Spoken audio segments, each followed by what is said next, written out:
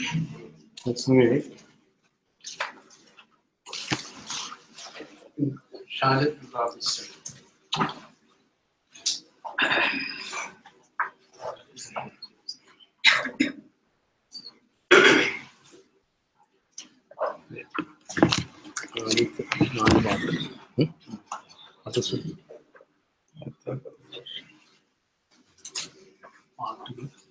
Yeah. 1, 2, 3. English part. Maybe 8.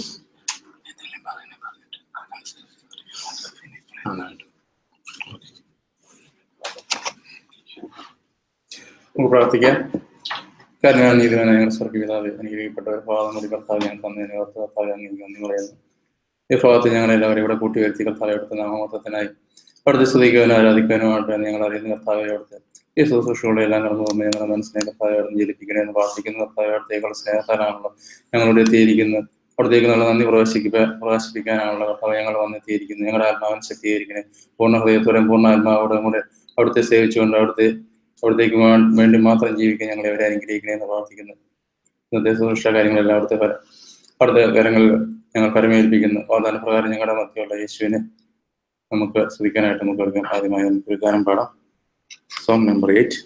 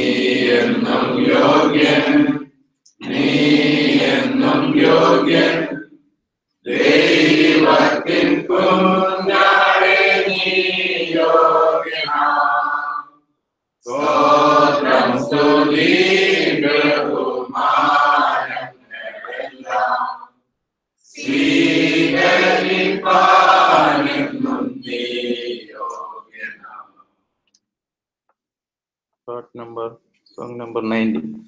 90.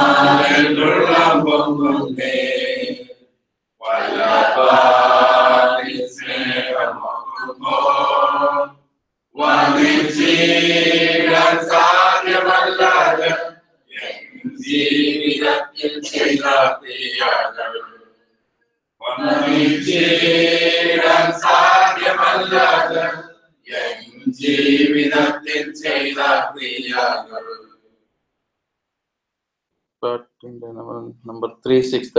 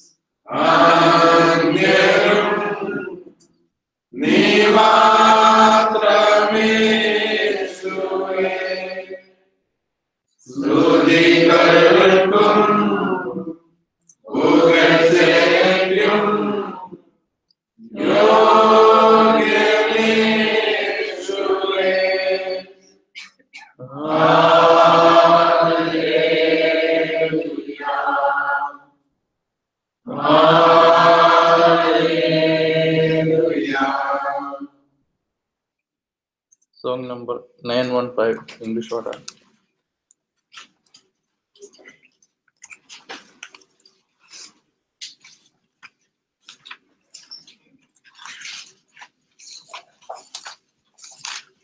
You are my rescue. You are my fortress. You are my friend in need. You are my God.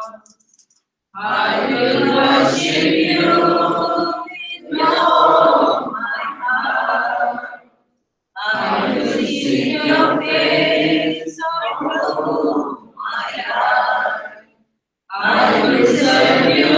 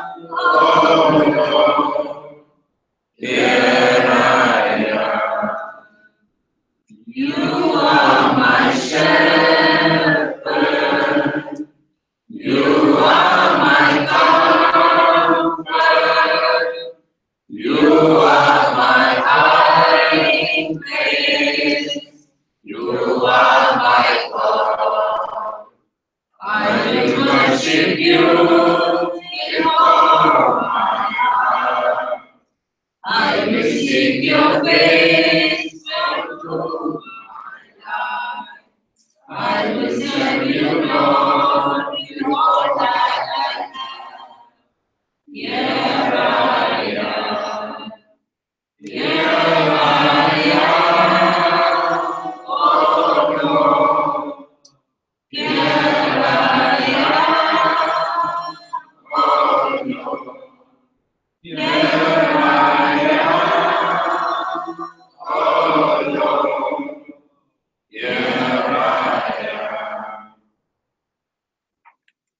സ്തുതിസ്തോത്രങ്ങൾ അർപ്പിക്കാൻ ഒരുങ്ങാം.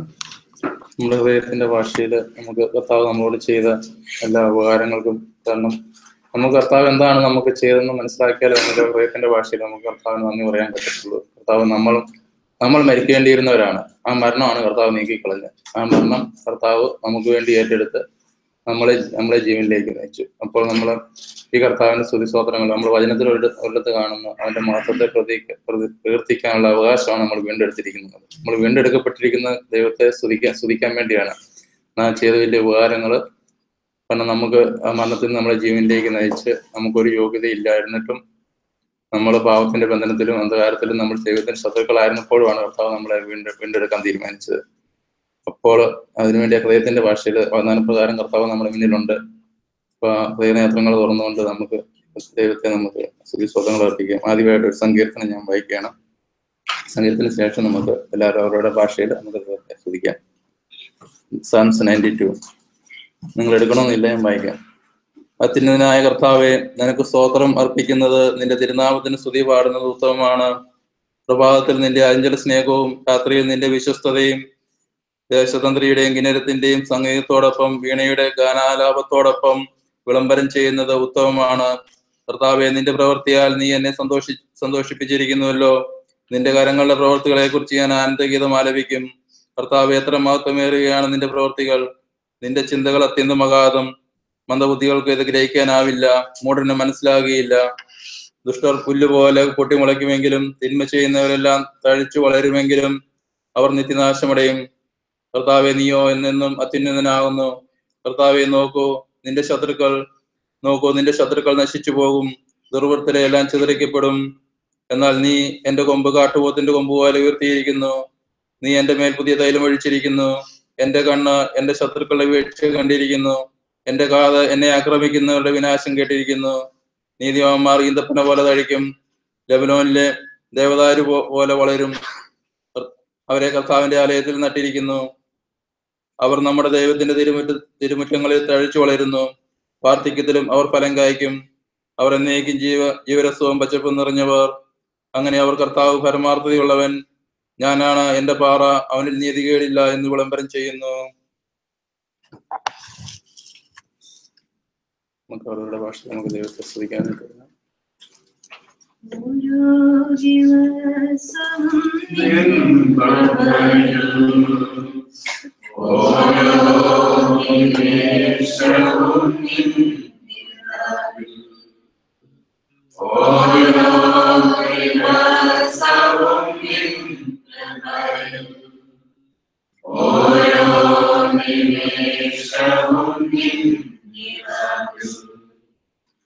സ്നേഹം പകരുവാൻ കാര്യങ്ങൾ പാടുവാൻ നിന്നെ തികച്ചിടുവാൻ.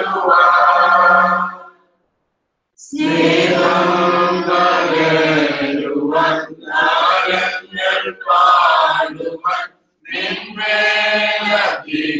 തികച്ചിടുവാൻ.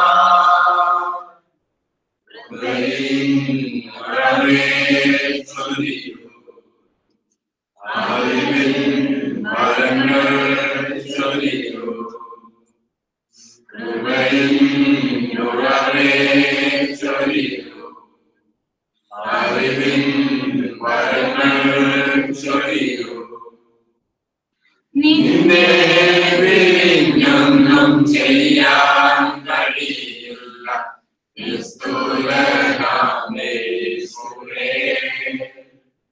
നിന്നെ മറന്നൊന്നും ചെയ്യാൻ കഴിയില്ല.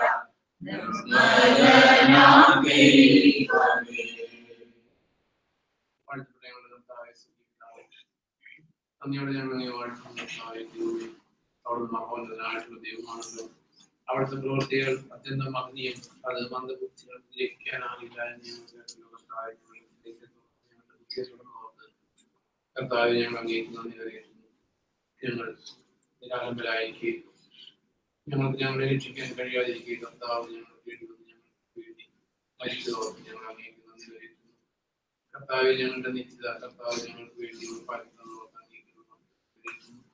കർത്താവ് അവിടുന്ന് മഹോന്നതനായിട്ട് ദൈവമാണ്. അവിടുന്ന് നമ്മൾ അങ്ങനത്തെ ശ്രമിക്കുവാൻ കർത്താവ് ഞങ്ങൾ കേവലം കൂടിയെന്ന് ഞങ്ങളെ കുറിച്ച് തന്നെയാണ്. ദൈവത്തിന്റെ മഹത്വം ഞങ്ങളെ സഹായിക്കുവാൻ വാഴ്ത്തുന്നു. അങ്ങേക്കെല്ലാ മഹത്വം കരയുന്നു.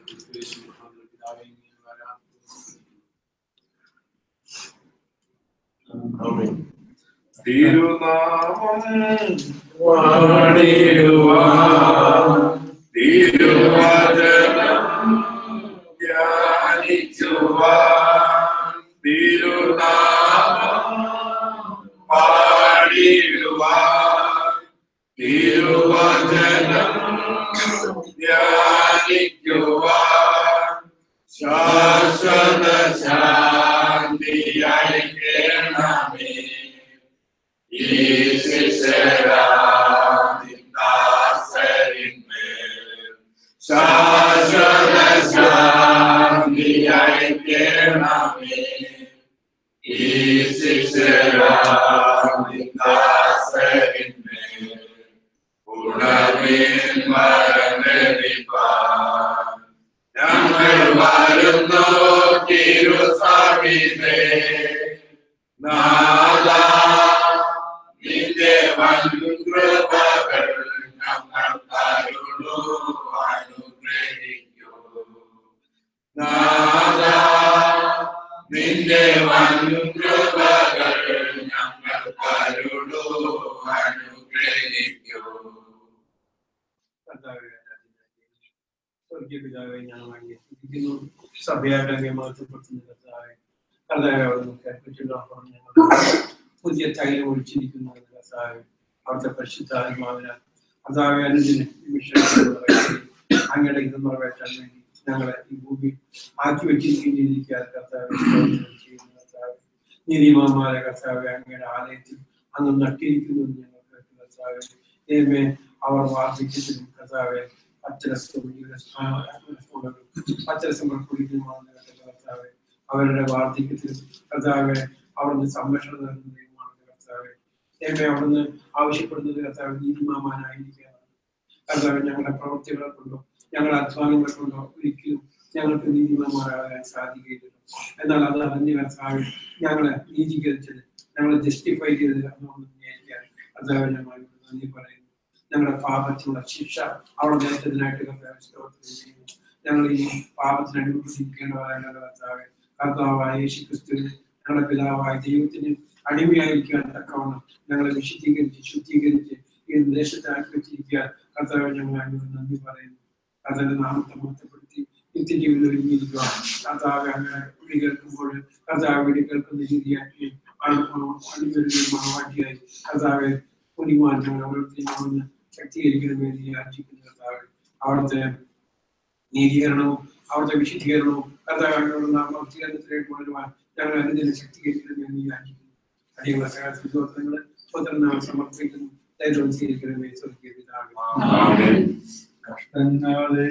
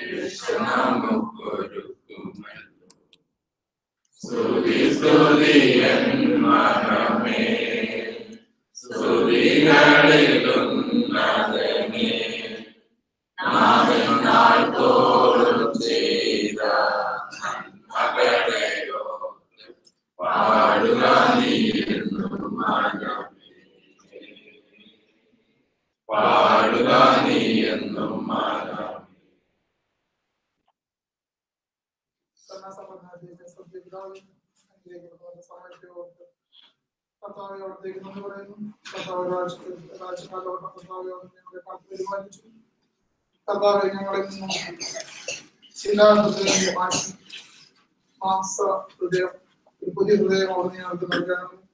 അങ്ങനെ ഞങ്ങൾ അവിടുത്തെ ചട്ടങ്ങളിലും അനുശാസനങ്ങളിലും ശ്രദ്ധയുള്ളവരായി ജീവിക്കാൻ കർത്താവെ അവിടുത്തെ പരിശ്രമമായ വിശ്വാസത്തിൽ ഞങ്ങൾ ഓരോരുത്തരെയും അവിടുന്ന് പറയണം. കർത്താവെ ഞങ്ങളുടെ ചർച്ച അനേകരെ തീയിൽ നിന്നും പിടിപ്പിക്കുന്ന ഒരു ചർച്ചയായി കർത്താവെ രക്ഷയിലേക്ക് നയിക്കുന്ന ഒരു ചർച്ചയാക്കി അവിടുന്ന് മാറ്റണം. കർത്താവ് പുതിയ തുടക്കം, പുതിയൊരു അഭിഷേകം, പുതിയ ഒരു ശക്തി അവിടുന്ന് ഞങ്ങളുടെ ഓരോരുത്തരും പകരണം. ഞങ്ങൾ ഓരോരുത്തരും താഴെ സമർപ്പിക്കുന്നു.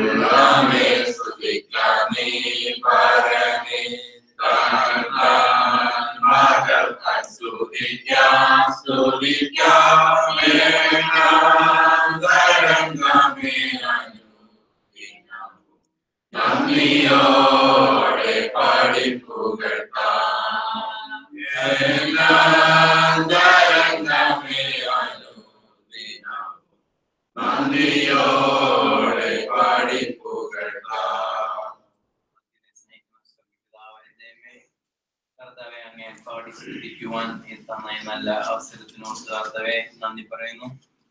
കർത്താവെ ഞങ്ങൾ ഓർക്കുന്നു, ഞങ്ങളായിരുന്നു കർത്താവെ നീചരായ പാപികള്, അങ്ങയുടെ ഹൃദയത്തെ വേദനിപ്പിച്ച മക്കൾ ഞങ്ങളായിരുന്നു കർത്താവെ.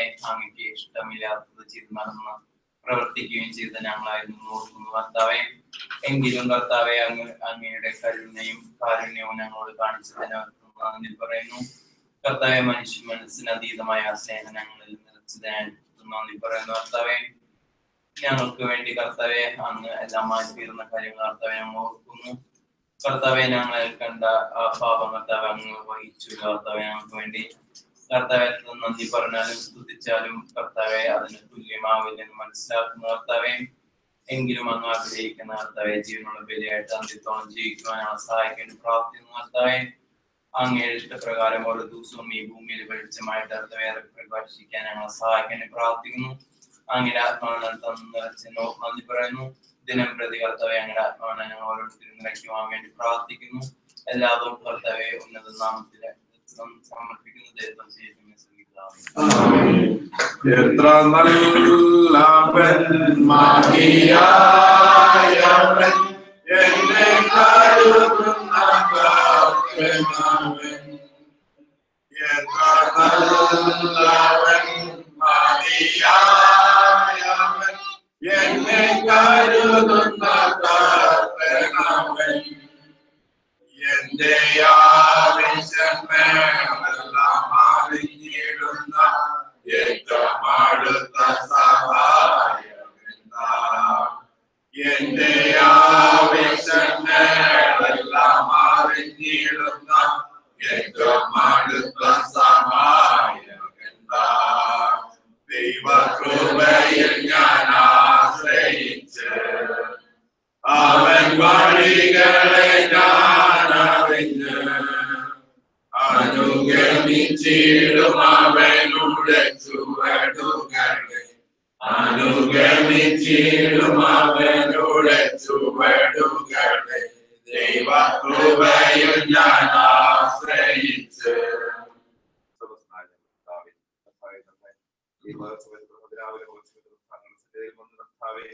ആരാധിക്കുവാനും കർത്താവെ അങ്ങയുടെ വചനം കേൾക്കുവാനും കർത്താവെ എല്ലാവർക്കും കാണുവാനൊക്കെ സാധിച്ചു കർത്താവെ നന്ദി പറയുന്നു. സ്തോത്രം ചെയ്യുന്ന കർത്താവെ. കർത്താവെ ഞങ്ങൾ ജനിച്ചപ്പോൾ ആത്മാവ് മരിച്ചവരായിട്ടുള്ള കർത്താവ് ഞങ്ങൾ ജനിച്ചത് ഈ ഭൂമിയിൽ ജനിച്ചത് കർത്താവെ. ഞങ്ങളുടെ ആത്മാവിന് ജീവൻ തന്നത് കർത്താവ് ഞങ്ങളുടെ കാരണം കൊണ്ട് മാത്രമാണല്ലോ കർത്താവെ. ഞങ്ങളെ പോരാട്ടം കർത്താവ്, ഞങ്ങളുടെ ജഡത്തോടുള്ള പോരാട്ടം കർത്താവെ ഞങ്ങളെ വിജയിപ്പിക്കണമെന്ന് പ്രാർത്ഥിക്കുന്നു കർത്താവെ. കർത്താവെ ആത്മാവിൽ ഞങ്ങൾക്ക് ജീവിക്കുവാൻ സാധിക്കണമേ, ശക്തരായിട്ട് ജീവിക്കുവാൻ സാധിക്കണമേ പ്രാർത്ഥിക്കുന്നു. ഈ ഭൂമിയിൽ കർത്താവെ ഞങ്ങൾക്ക് വേണ്ടതെല്ലാം അങ്ങ് തന്നു കഴിഞ്ഞല്ലോ കർത്താവെ. ഞങ്ങൾക്ക് ആവശ്യമുള്ള കാര്യങ്ങളെല്ലാം അങ്ങ് തന്നു കഴിഞ്ഞല്ലോ കർത്താവെ. ഞങ്ങൾക്ക് ജീവിക്കുവാൻ കർത്താവ്, കർത്താവിന്റെ ആ കരം വേണമല്ലോ കർത്താവ്, കർത്താവിന്റെ ശക്തി വേണമല്ലോ, പരിശുദ്ധാത്മാവിന്റെ ശക്തി വേണമല്ലോ കർത്താവ്. ഞങ്ങൾക്ക് ഈ ഭൂമിയിൽ ഇനി ജീവിക്കണം കർത്താവെ. കർത്താവ് ആഗ്രഹിക്കുന്ന പോലെ കർത്താവെ അങ്ങയുടെ പ്രതിച്ഛായയിൽ അങ്ങയുടെ സ്വഭാവത്തിൽ കർത്താവ് ഞങ്ങൾക്ക് വളരുവാൻ സാധിക്കണേ പ്രാർത്ഥിക്കുന്നു കർത്താവ്. അങ്ങയുടെ മുഖത്തേക്ക് നോക്കുമ്പോൾ ഒരുപാട് കുറവുള്ളവരാണല്ലോ ഞങ്ങൾ കർത്താവ്, ഒരുപാട് പാപികളാണല്ലോ ഞങ്ങൾ. ആ പാപത്തിൽ നിന്നൊക്കെ ഞങ്ങൾക്ക് പൂർണ്ണമായിട്ട് വിട്ടു കിട്ടി അങ്ങേ പോലെ ആകുമ്പോൾ ഞങ്ങൾക്ക് എല്ലാവർക്കും സാധിക്കണേ പ്രാർത്ഥിക്കുന്നു. അതിനുവേണ്ടിയാണല്ലോ കർത്താവ് ഇനിയുള്ള ഞങ്ങളുടെ ജീവിതം കർത്താവെ, ഞങ്ങളുടെ ആത്മാവിനെ കർത്താവെ പുതുക്കി രൂപാന്തരപ്പെടുത്തണേ പ്രാർത്ഥിക്കുന്നു കർത്താവെ. അങ്ങ് ആഗ്രഹിക്കുന്ന രീതിയിൽ ഞങ്ങൾക്ക് ജീവിക്കുകയും ഞങ്ങൾക്ക് അങ്ങനെ ആഗ്രഹിക്കുന്ന രീതിയിൽ ഭൂമിയിൽ ഞങ്ങൾക്ക് മരിക്കുകയും സാധിക്കണേ പ്രാർത്ഥിക്കുന്നു കർത്താവെ. എല്ലാവരും ഒരിക്കൽ കൂടെ കാര്യങ്ങൾക്കും സാധിക്കുന്നില്ല യേശു സാധിക്കുമ്പോൾ കേൾക്കണമേ. മൊഴിയിൽ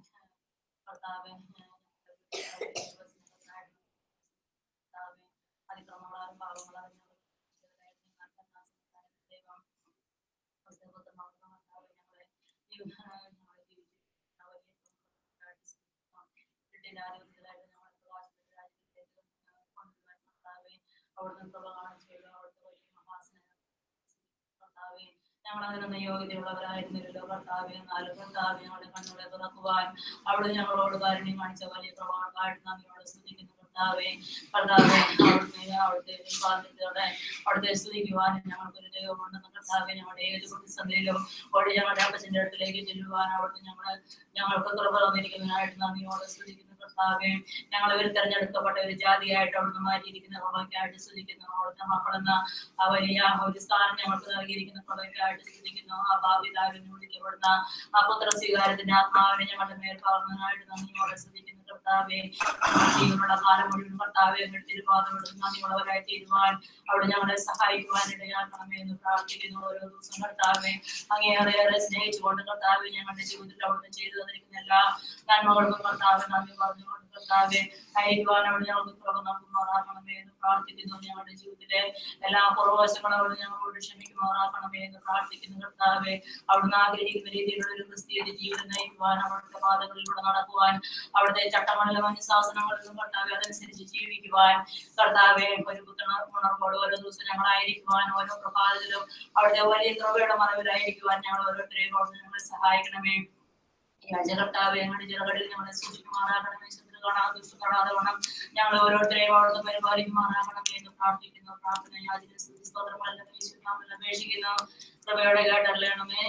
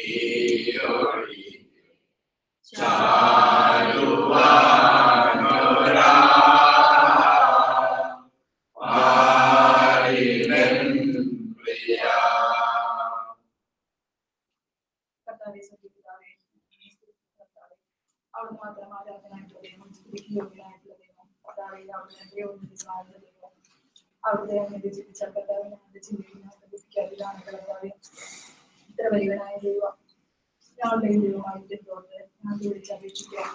ഞങ്ങൾക്ക് അവസാനം ഞങ്ങളൊരു കാലത്ത് ദൈവത്തെ ശത്രുക്കളായി ജീവിച്ചിരുന്നവരായിരുന്നു. കർത്താവ് കാര്യങ്ങളെ കുറിച്ചൊന്നും ഞങ്ങൾക്ക് അറിവില്ലായിരുന്നല്ലോ. കർത്താവ് ഞങ്ങളോട് കാര്യം മനസ്സിലോട്ടൊക്കെ ഞങ്ങൾ ചോദിക്കും. കർത്താവെ ഞങ്ങൾക്ക് ഞങ്ങളുടെ കർത്താവിനെ തിരിച്ചറിയുവാൻ ഞങ്ങളെ രക്ഷിച്ച വിധങ്ങൾ ഞങ്ങൾക്ക് മനസ്സിലാക്കി തന്നു.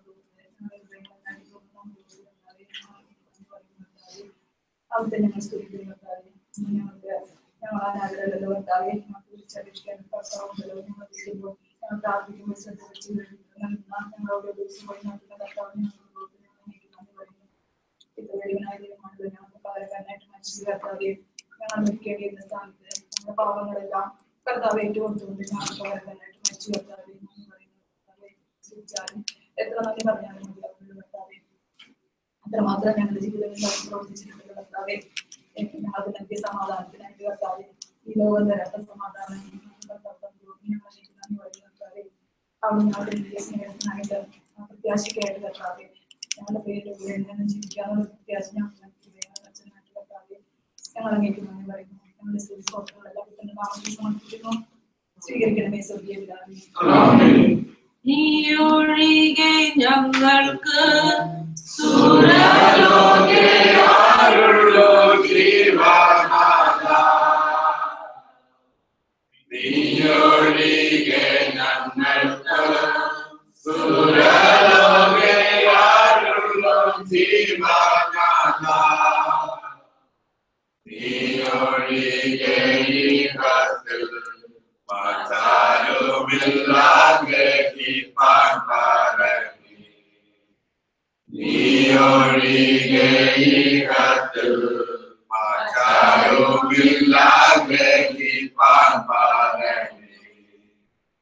സർവശക്തനായ ഞങ്ങളുടെ സ്വർഗ്ഗപിതാവേ, അനുഗ്രഹിക്കപ്പെട്ട ദിവസമായി സ്തുതിക്കുന്ന കർത്താവെ, അവിടുന്ന് ചെയ്ത എല്ലാ അനുമോളക്കായ കർത്താവ് അങ്ങേക്ക് ഞങ്ങൾ നന്ദി പറയുന്ന കർത്താവെ, അവിടുത്തെ കൺമുമ്പിൽ വരുവാനും അവിടുത്തെ ദൃഷ്ടിയിൽ പാത്രമാകാനും കർത്താവെ ഞങ്ങൾ അയോഗ്യരായിരുന്നിട്ടും കർത്താവ് ഒരു പൊടിയും കർത്താവ് വിടുപോയ മനുഷ്യനെ അവിടുന്ന് വീണ്ടെടുക്കാൻ തീരുമാനിച്ചതിനെ അവിടുത്തെ നന്ദി പറയുന്ന കർത്താവെ, ഒരു വിസ്തുലിയെ വിളിച്ച് ഞങ്ങളെ വേർതിരിച്ച് അവിടുത്തെ നാമത്തെ മാറ്റപ്പെടുത്താനായ കർത്താവെ, അവിടുത്തെ സ്തുതിഗീതങ്ങൾ ആലപിക്കാനായി ഞങ്ങളെ മാറ്റി നിർത്തിയതിനായ കർത്താവെ ഞങ്ങൾ അങ്ങേക്ക് നന്ദി കരയേറ്റുന്ന കർത്താവെ, അവിടുന്ന് ചെയ്ത എല്ലാ വാനങ്ങളും നന്ദി പറഞ്ഞുകൊണ്ട് കർത്താവെ ഞങ്ങൾക്ക് ജീവൻ വിജയിച്ച് കർത്താവിന്റെ നാമത്തിൽ തന്നെ.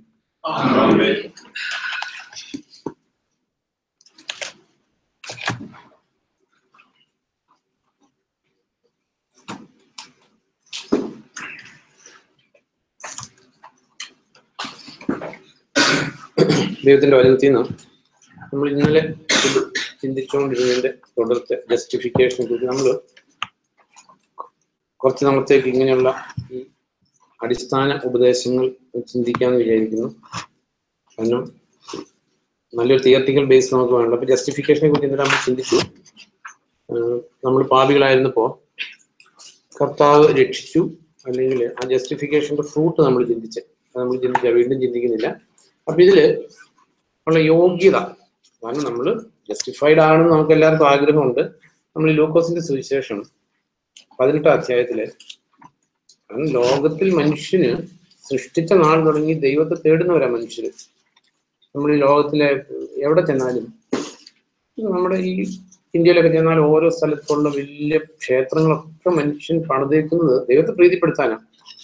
ഈ മധുരയിൽ ചെന്നപ്പോ ഞാൻ ഒരിക്കലും കണ്ടു മധുര മീനാക്ഷി ക്ഷേത്രത്തെ കുറിച്ച് പറഞ്ഞേക്കുന്നത് അതുപോലെ ഒരു മോണമെന്റ് ആരും ഉണ്ടാക്കിയിട്ടില്ല. അത്ര ഗ്രേറ്റ്. ഇതെല്ലാം ദൈവത്തെ പ്രസാദിപ്പിക്കാൻ വേണ്ടി മനുഷ്യൻ ചെയ്തിട്ടുള്ളതാണ്.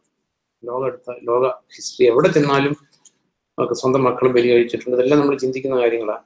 ഇതില് നമ്മൾ അറിഞ്ഞിരിക്കേണ്ട ഒരു കാര്യം, ഈ ലൂക്കോസ് 18 കർത്താവ് പറഞ്ഞ ഉപമ വായിക്കുന്നില്ല.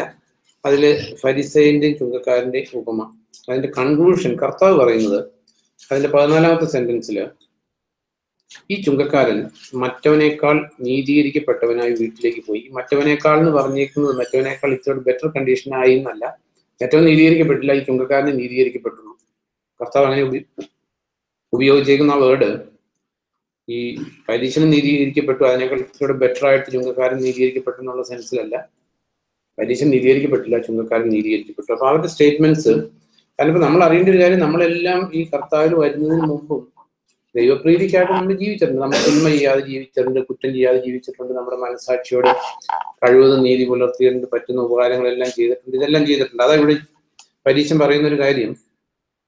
അതിന്റെ 11ാമത്തെ സെന്റൻസില് ഈ പരീക്ഷം പ്രാർത്ഥിച്ചു, അധാർമികളും വ്യഭിചാരികളുമായ മറ്റു മനുഷ്യരെ പോലെയോ ഈ ചുങ്കക്കാരെ പോലെയോ അല്ല ഞാൻ എന്നതിൽ ഞാൻ നിനക്ക് നന്ദി പറയുന്നു. ആഴ്ചയിൽ 2 പ്രാവശ്യം ഞാൻ ഉപവസിക്കുന്നു. എൻ്റെ മുഴുവൻ വരുമാനത്തിന്റെ ദശാംശം ഞാൻ കൊടുക്കുന്നു. ഇത് എല്ലാ മനുഷ്യനും ചെയ്തുകൊണ്ടിരിക്കുന്ന കാര്യങ്ങൾ. അതായത് പരീശൻ തനിക്ക് പറ്റുന്ന പോലെ ദൈവത്തെ പ്രീതിപ്പെടുത്താനായിട്ട് പരിശ്രമിച്ചുകൊണ്ടിരുന്നു. നമ്മൾ വേറൊരു കേസിൽ വായിക്കുന്നുണ്ട്. അതായത് ഒരു റിച്ച് യങ് മാൻ കർത്താവിന്റെ അടുത്ത് വന്ന് ചോദിച്ചു, രക്ഷ പ്രാപിക്കാൻ ഞാൻ എന്ത് ചെയ്യണം? കാരണം ഇത് നൂറ്റാണ്ടുകളുടെ ദാഹമാണ്, മരണത്തിൽ നിന്ന് രക്ഷ നേടുക അല്ലെങ്കിൽ നിത്യത സ്വന്തമാക്കുക എന്നുള്ളത്. അവന് ഇതേ കാര്യങ്ങൾ തന്നെ പറയുന്നത്. ഞാൻ കർത്താവ് പറഞ്ഞു, നീ പ്രമാണങ്ങളൊക്കെ അനുസരിക്കണം. കാരണം ഞാൻ പ്രമാണങ്ങളെല്ലാം അനുസരിക്കുന്നുണ്ട്. അപ്പൊ കർത്താവ് പറഞ്ഞു, നിനക്ക് ഒരു കുറവുണ്ട്, നിനക്കുള്ളതെല്ലാം വിറ്റ് ദരിദ്രർക്ക് കൊടുത്തിട്ട് എന്നെ അനുഗമിക്കുക. അപ്പൊ നമ്മൾ കാണുന്നത് ആ സമയത്ത് അവൻ ദുഃഖിതനായി തിരികെ പോയിരുന്നു. അപ്പൊ ഇതിൽ നമ്മൾ അറിയേണ്ട ഒരു കാര്യം, ഈ പ്രവർത്തികൾ ചീത്തയാണെന്ന് ഒരിക്കലും കർത്താവ് പഠിപ്പിച്ചിട്ടില്ല. നോ, ഇതെല്ലാം നല്ലത് തന്നെയാണ്. അത് മാത്യു 19 മാത്യു 19 അതോടെ നോക്കുന്നതല്ല. അതിന്റെ സംഭവം മുഴുവൻ വായിക്കുന്നില്ല, അത് നമുക്കറിയാവുന്ന കാര്യം. മാത്യു 19:16 തുടങ്ങിയുള്ളത്. അതിന്റെ ലാസ്റ്റ് പാർട്ട് യേശു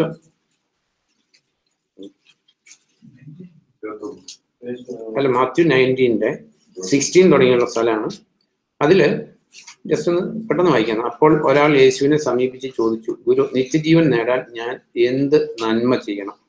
അപ്പൊ ഈ ചോദ്യം നമ്മൾ മറക്കരുത് അടിയിലോട്ട് വായിക്കുമ്പോൾ. അപ്പൊ ചോദ്യം ഇതാണ്, നിത്യജീവൻ പ്രാപിക്കാനായിട്ട് ഞാൻ എന്ത് നന്മ ചെയ്യണം? അവൻ അയാളോട് പറഞ്ഞു, നന്മയെ പറ്റി നീ എന്തിനാണ് എന്നോട് ചോദിക്കുന്നത്? നല്ലവനായി ഒരുവനേ ഉള്ളൂ. ജീവനിൽ പ്രവേശിക്കാൻ ആഗ്രഹിക്കുന്നെങ്കിൽ കൽപ്പനകൾ അനുസരിക്കുക. അയാൾ ചോദിച്ചു, ഏത് കൽപ്പനകൾ? യേശു പറഞ്ഞു, നീ കൊല്ലരുത്, നീ വ്യഭിചരിക്കരുത്, മോഷ്ടിക്കരുത്, നീ കള്ളസാക്ഷിയാകരുത്, നിന്റെ പിതാവിനെയും മാതാവിനെയും ബഹുമാനിക്കണം, നിന്നെ പോലെ നിന്റെ അയൽക്കാരനെയും നീ സ്നേഹിക്കണം.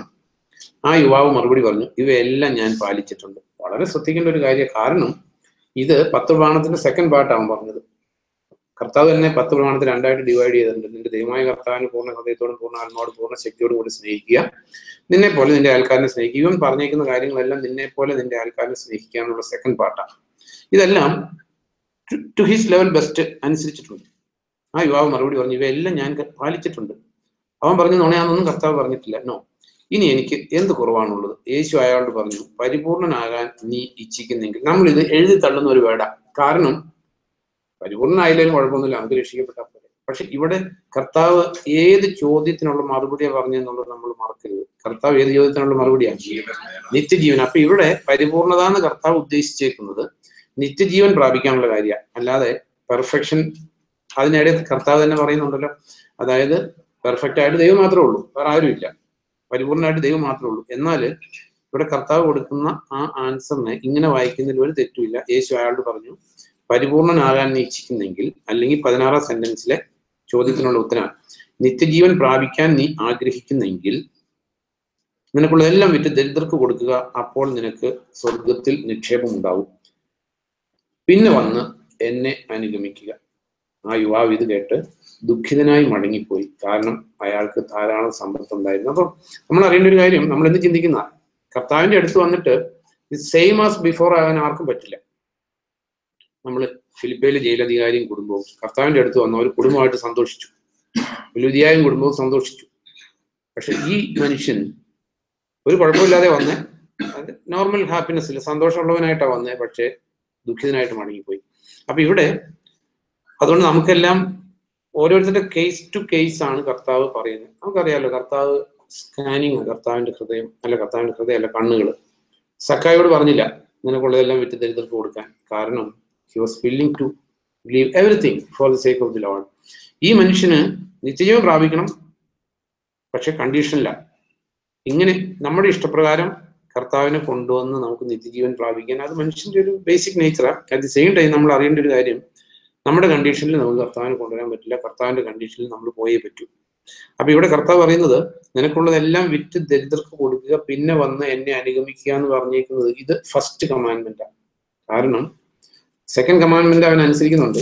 അങ്ങനെ പൊതുവെ ഹ്യൂമാനിറ്റി എങ്ങനെ, ഈ പരീക്ഷന് എങ്ങനെയായിരുന്നു, second commandment to the level best അനുസരിക്കുന്നുണ്ട്. നമ്മൾ പലരോട് സുവിശേഷം പറയുന്ന ആൾക്കാർ പറയാറില്ലേ, ഞാൻ ആരും ഉപദ്രവിക്കുന്നില്ല, എന്നെ പറ്റുന്ന നന്മ ചെയ്യുന്നുണ്ട്, ഞാൻ എല്ലാവരുടെയും നന്മയെ ആഗ്രഹിക്കുന്നു, ഞാൻ നല്ലപോലെ ജീവിക്കുന്നു. അത് സെക്കൻഡ് പാർട്ടാണ്.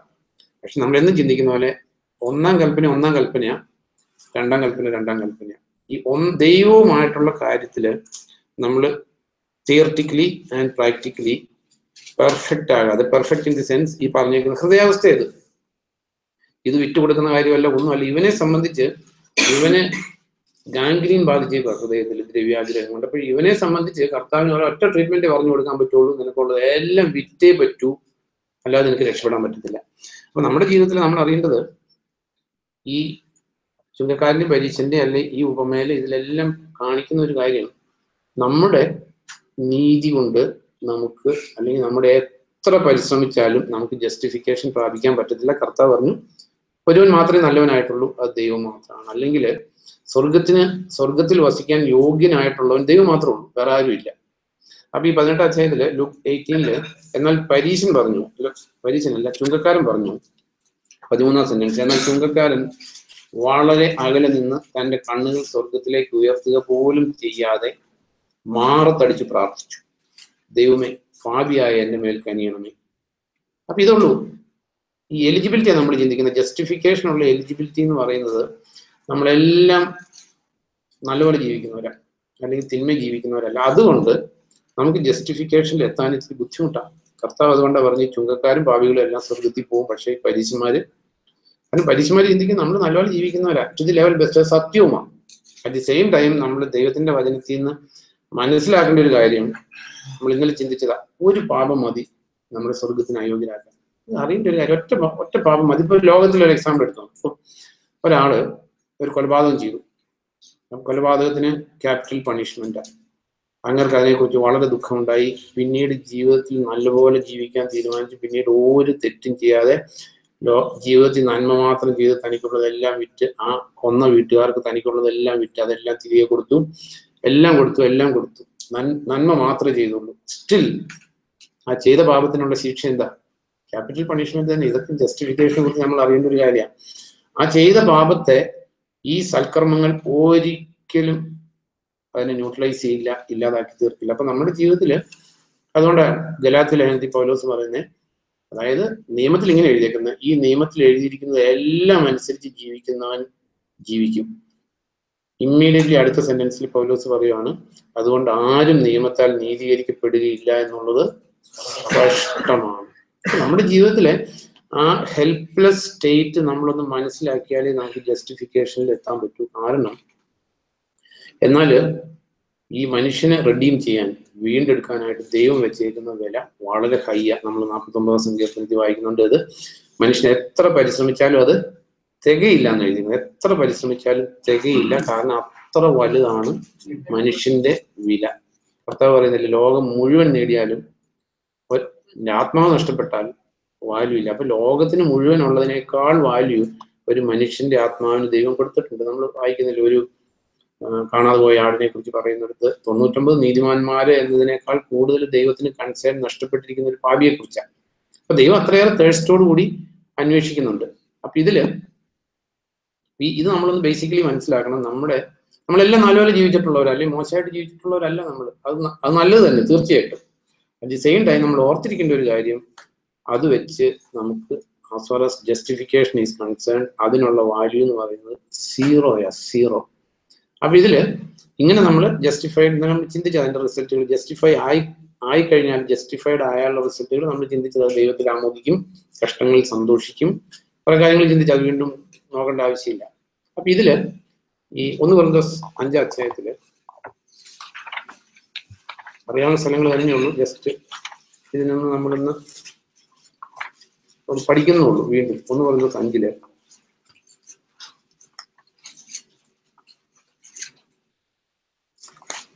അതിലിവിടെ അപ്പസ്തലനായ പൗലോസ് എഴുതിയിരിക്കുന്ന ഒരു സ്ഥലമാണ്. അതിന്റെ 7ാം സെന്റൻസ് തുടങ്ങി വായിക്കുമ്പോൾ, നിങ്ങൾ പുതിയ മാവ് ആകേണ്ടതിന് പഴയ പുളിമാവ് നീക്കിക്കളയുക. നിങ്ങൾ സത്യത്തിൽ പുളിപ്പില്ലാത്തവരാണ്, കാരണം നമ്മുടെ പെസഹ കുഞ്ഞാടായ ക്രിസ്തു ബലിയർപ്പിക്കപ്പെട്ടിരിക്കുന്നു.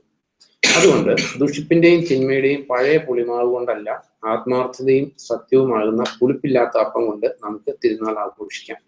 അപ്പൊ കർത്താവിന്റെ ക്രൂശീകരണത്തെ കുറിച്ച് പഠിപ്പിക്കാനായിട്ട് പൗലോസ് ഇവിടെ ഉപയോഗിക്കുന്നത് പെസഹായ, നമ്മുടെ പെസഹ കുഞ്ഞാടായിട്ടുള്ള ക്രിസ്തു ബലിയർപ്പിക്കപ്പെട്ടിരിക്കുന്നു. നമുക്ക് ആ സ്ഥലങ്ങൾ എടുക്കണമെന്നില്ല. എക്സോഡസ് 12 ആണ് അത് പറഞ്ഞേക്കുന്നത്. നമുക്കറിയാം ഈ 7 ദിവസത്തേക്ക് ആരുടെ വീടുകളിൽ പുളിപ്പുള്ള അപ്പം ഉണ്ടാകാൻ പാടില്ല. പുളിപ്പുള്ള അപ്പം കീപ്പ് ചെയ്യുന്നവനെ അവിടെ സമൂഹത്തിൽ നിന്ന് എക്സ്പെൽ ചെയ്യണം എന്ന് എഴുതിയേക്കുന്നത്. എക്സോഡസ് 12 എടുക്കുമ്പോൾ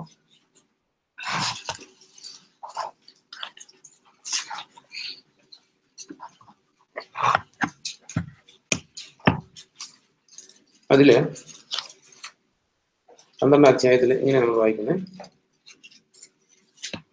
മുഴുവൻ സ്ഥലം വായിക്കണ്ട, അതിൽ 14 തുടങ്ങി വായിക്കുമ്പോൾ, ഈ ദിവസം നിങ്ങൾക്ക് അനുസ്മരണ ദിനമായിരിക്കട്ടെ, കർത്താവിന്റെ തിരുനാളായി നിങ്ങൾ ഇത് ആചരിക്കണം. തലമുറകളിലൂടെ ഒരു നിയമമായി എക്കാലവും ഇത് നിങ്ങൾ ആചരിക്കണം. 7 ദിവസം നിങ്ങൾ പുളിപ്പില്ലാത്ത അപ്പം കഴിക്കുക. 1-ാം ദിവസം തന്നെ പുളിമാവ് വീടുകളിൽ നിന്ന് നീക്കുക. 1-ാം ദിവസം മുതൽ 7-ാം ദിവസം വരെ ആരെങ്കിലും പുളിപ്പുള്ള അപ്പം തിന്നാൽ അയാളെ ഇസ്രായേലിൽ നിന്ന് പുറന്തള്ളണം. 1-ാം ദിവസവും 7-ാം ദിവസവും നിങ്ങൾക്ക് വിശുദ്ധ സഭ കൂടുക. ഭക്ഷിക്കാനുള്ളവ തയ്യാറാക്കുന്നതൊഴിച്ച് ആ ദിവസങ്ങളിൽ മറ്റൊരു ജോലിയും ചെയ്യരുത്. പുളിപ്പില്ലാത്ത അപ്പത്തിന്റെ അനുസ്മരണ ദിനം നിങ്ങൾ ആചരിക്കണം. എന്തെന്നാൽ ഇതേ ദിവസമാണ് ഞാൻ നിങ്ങളുടെ വ്യൂഹത്തെ ഈജിപ്തിൽ നിന്ന് പുറത്തു കൊണ്ടുവന്നത്. അതുകൊണ്ട് എല്ലാ തലമുറകളിലും എക്കാലവും ഒരു നിയമമായി തന്നെ ഈ ദിവസം നിങ്ങൾ ആചരിക്കണം. അപ്പൊ നമുക്കറിയാം അവർ ലിറ്ററലി പുളിപ്പുള്ള അപ്പം വീട്ടിൽ ഉപയോഗിച്ചില്ല. പക്ഷെ ഇവിടെ ആ പുളിപ്പുള്ള അപ്പം എന്തായിരുന്നു പൗലോസ് ഇവിടെ പഠിപ്പിച്ചു. അപ്പൊ ഇന്ന് നമ്മള് ഫെർമെന്റഡ് ആയിട്ടുള്ള ബ്രെഡ് വീട്ടിൽ വെച്ചോ ഫെർമെന്റഡ് അല്ലാത്ത ചപ്പാത്തി വെച്ചോ ടോട്ടലി ഇമ്മെറ്റീരിയൽ, അതിന് അബ്സല്യൂട്ട്ലി ഒരു വാല്യൂ ഇല്ല. കാരണം അതിന്റെ ഈക്വാലന്റ് ആയിട്ടുള്ള കാര്യം ഇവിടെ പൗലോസ് പറയുന്നത് 1 Corinthians 5 അധ്യായത്തില്. അപ്പൊ പുളിപ്പിന്റെ എക്സാക്ട്ലി ഈക്വാലന്റ് ഇവിടെ പറഞ്ഞിരിക്കുന്നു 5-ന്റെ 8-ാം സെന്റൻസ്. അതുകൊണ്ട് ദുഷിപ്പിന്റെയും തിന്മയുടെയും പഴയ പുളിമാവ് കൊണ്ടല്ല, ആത്മാർത്ഥതയും സത്യവുമാകുന്ന പുളിപ്പില്ലാത്ത അപ്പം കൊണ്ട് നമുക്ക് തിരുനാൾ ആഘോഷിക്കാം. അപ്പൊ നമ്മുടെ ജീവിതത്തില് പുളിമാവ് ഉണ്ടെങ്കിൽ ഇസ്രായേലായിട്ട് അവനെ കൂട്ടത്തിൽ നിന്ന് എക്സ്പെൽ ചെയ്യുമായിരുന്നു. പുളിമാവ് വീട്ടിലുണ്ടെങ്കിൽ നമ്മൾ അറിയേണ്ട ഒരു കാര്യം, നമ്മൾ ഈ കൂട്ടത്തിൽ നിന്നു എന്നുള്ളത് കൊണ്ട് നമ്മൾ കൂട്ടത്തിലല്ല. പൗലോസ് പറയുന്നുണ്ട്, അബ്രാഹത്തിന്റെ സന്തതിയായി ജനിച്ചതുകൊണ്ട് എല്ലാവരും അബ്രാഹത്തിന്റെ മക്കളല്ല, ഇസ്ഹാക്ക് മുഖാന്തരമുള്ളവനാണ് അവകാശി. മീൻസ് വാഗ്ദത്ത പ്രകാരം ഉള്ളവൻ മാത്രമേ അബ്രാഹത്തിന്റെ സന്തതിയായിട്ടുള്ളൂ. അല്ലെങ്കിൽ കർത്താവായ യേശുക്രിസ്തു വഴി വീണ്ടും ജന്മം പ്രാപിച്ചവൻ മാത്രമേ അബ്രാഹത്തിന്റെ സന്തതിയുള്ളൂ. അബ്രാഹത്തിന്റെ ജഡപ്രകാരം ജനിച്ചാൽ ഈ ഇസ്രായേൽക്കാർ മുഴുവൻ എങ്ങനെയായിരുന്നു? കർത്താവിനെ ക്രൂശിച്ച അന്നാസും പരിസേനും ഒക്കെ അബ്രാഹത്തിന് ജഡപ്രകാരം ജനിച്ചതാണ്. പക്ഷെ ഇസ്ഹാക്ക് വഴിയുള്ളവൻ മാത്രമാണ് അബ്രാഹത്തിന്റെ സന്തതി എന്ന് പറയുമ്പോൾ ഇസ്ഹാക്ക് വാഗ്ദാന പ്രകാരം വിശ്വാസത്താൽ ഉണ്ടായതാണ്. അപ്പൊ ഇവിടെ ഈ 8-ാം സെന്റൻസ്, അപ്പൊ നമ്മൾ ജസ്റ്റിഫിക്കേഷനെ കുറിച്ച് ചിന്തിക്കുമ്പോൾ ഈ പെസഹ കുഞ്ഞാടുമായിട്ടുള്ള കണക്ഷനാണ് നമ്മൾ ചിന്തിക്കുന്നത്. അപ്പൊ ദുഷിപ്പിന്റെയും തിന്മയുടെയും പഴയ പുളിമാവ്. അപ്പൊ പഴയ പുളിമാവ് എന്ന് പറഞ്ഞിരിക്കുന്നത്, അപ്പൊ നമ്മള് ഈ പുതിയ സൃഷ്ടിയാകുമ്പോൾ നമ്മുടെ ഇടയിൽ ദുഷിപ്പും തിന്മയും ഉണ്ടെങ്കിൽ നമ്മൾ എക്സ്പെൽ ചെയ്താലും ഇല്ലെങ്കിലും ദൈവം നമ്മളെ എക്സ്പെൽ ചെയ്യും. കാരണം പുളിമാവ് സൂക്ഷിക്കുന്ന വീട്ടുകാരെ ഇസ്രായേലിൽ നിന്ന് എക്സ്പെൽ ചെയ്യണമെന്ന കൽപ്പന. സെയിം വേ അപ്പൊ നമ്മുടെ കൂട്ടത്തിൽ ദുഷിപ്പും തിന്മയും ഉണ്ടെങ്കിൽ കർത്താവ് നമ്മൾ എക്സ്പെൽ ചെയ്യും കൂട്ടത്തിൽ നിന്ന്.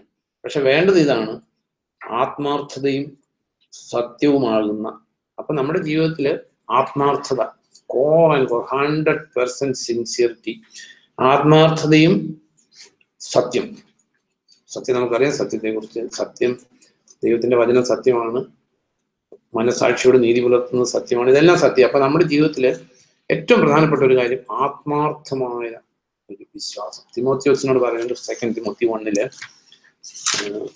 ചിന്തിക്കേണ്ട ഒരു കാര്യം, ആത്മാർത്ഥതയും ദൈവവും ബഹുമാനിക്കും. ആത്മാർത്ഥമായിട്ടുള്ള കാര്യങ്ങളിൽ ഇപ്പൊ നമ്മൾ ചെയ്യുന്ന ഒരു കാര്യം തിന്മയോ ഫൂളിഷ്നെസ് ആണെങ്കിൽ പോലും അത് ആത്മാർത്ഥതയിൽ നിന്നാണെങ്കിൽ ദൈവം റെസ്പെക്ട് ചെയ്യും. 2 തിമോത്തി 1 അധ്യായത്തില് ഇങ്ങനെ നമ്മൾ വായിക്കുന്നത്, 3-ാം സെന്റൻസ് തുടങ്ങി വായിക്കുമ്പോൾ, ഞാൻ എൻ്റെ പ്രാർത്ഥനകളിൽ സദാ നിന്നെ അനുസ്മരിക്കുമ്പോൾ എൻ്റെ പിതാക്കന്മാർ ചെയ്തു വന്ന പോലെ നിർമ്മല മനസാക്ഷിയോടെ ഞാൻ സേവിക്കുന്ന ദൈവത്തിന് കൃതജ്ഞത അർപ്പിക്കുന്നു. നിന്റെ കണ്ണീരിനെ പറ്റി ഓർമ്മിക്കുമ്പോൾ നിന്നെ ഒന്ന് കണ്ട് സന്തോഷപൂരിതനാകാൻ രാവും പകലും ഞാൻ അതിയായി ആഗ്രഹിക്കുന്നു. നിന്റെ ആത്മാർത്ഥമായ വിശ്വാസം എൻ്റെ ഓർമ്മയിൽ ഉണ്ട്.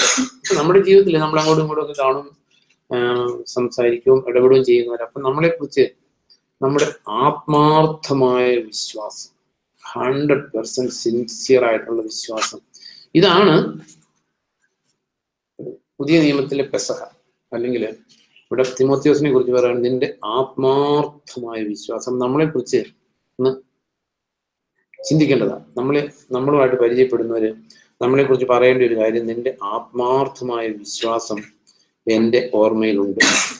ആദ്യം നിന്റെ മുത്തശ്ശിയായ ലോവീസിലും നിന്റെ അമ്മയായ യുനീക്കയിലും കുടികൊണ്ടിരുന്ന ആ വിശ്വാസം. ഏത് വിശ്വാസം? വേറൊരു വിശ്വാസമല്ല, ആത്മാർത്ഥമായ വിശ്വാസം. അപ്പൊ അമ്മയിലും വെല്ലുമ്മയിലും എന്തുണ്ടായിരുന്നു? കർത്താവിനോടുള്ള ആത്മാർത്ഥമായ. നമുക്ക് കർത്താവിനോട് ആത്മാർത്ഥമായിട്ടുള്ള വിശ്വാസം ഉണ്ടെങ്കിൽ നമ്മുടെ ജനറേഷനിൽ അത് വരും, തീർച്ചയായിട്ടും വരും. മക്കളിലും കൊച്ചുമക്കളിലും അത് വരും. കാരണം അങ്ങനെ ദൈവം ലൈഫ് തിങ്സിനെ റീപ്രൊഡ്യൂസ് ചെയ്യുക എന്നുള്ളത് കർത്താവിന്റെ ക്രിയേഷനിൽ ഉൽപ്പത്തി 1-ാം അധ്യായത്തിൽ നമ്മൾ കാണുന്നതാണ്.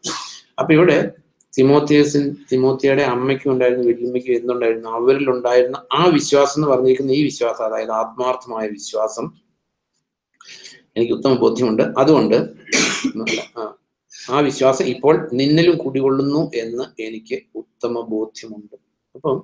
അപ്പൊ ഇവിടെ നമ്മൾ കണ്ടു, ഒന്ന് പറഞ്ഞ സഞ്ജി കണ്ടു, ആത്മാർത്ഥതയും സത്യവും. അതായത് ഹൃദയത്തിൽ ആത്മാർത്ഥമായിട്ടുള്ള സ്നേഹം, ആത്മാർത്ഥമായിട്ടുള്ള സത്യം, ദെൻ സത്യത്തോടുള്ള ട്രൂത്ത്ഫുൾനെസ്. ഇതിനകത്ത് യാതൊരു വിട്ടുവീഴ്ചയും ദൈവം ആഗ്രഹിക്കുന്നില്ല. കാരണം സത്യമാണ് കർത്താവിന്റെ വെപ്പൺ, അല്ലെങ്കിൽ കർത്താവിന്റെ കയ്യിലുള്ള ആയുധം. നമുക്ക് തന്നിരിക്കുന്ന ആയുധം സത്യമാണ്, വചനമാണ്.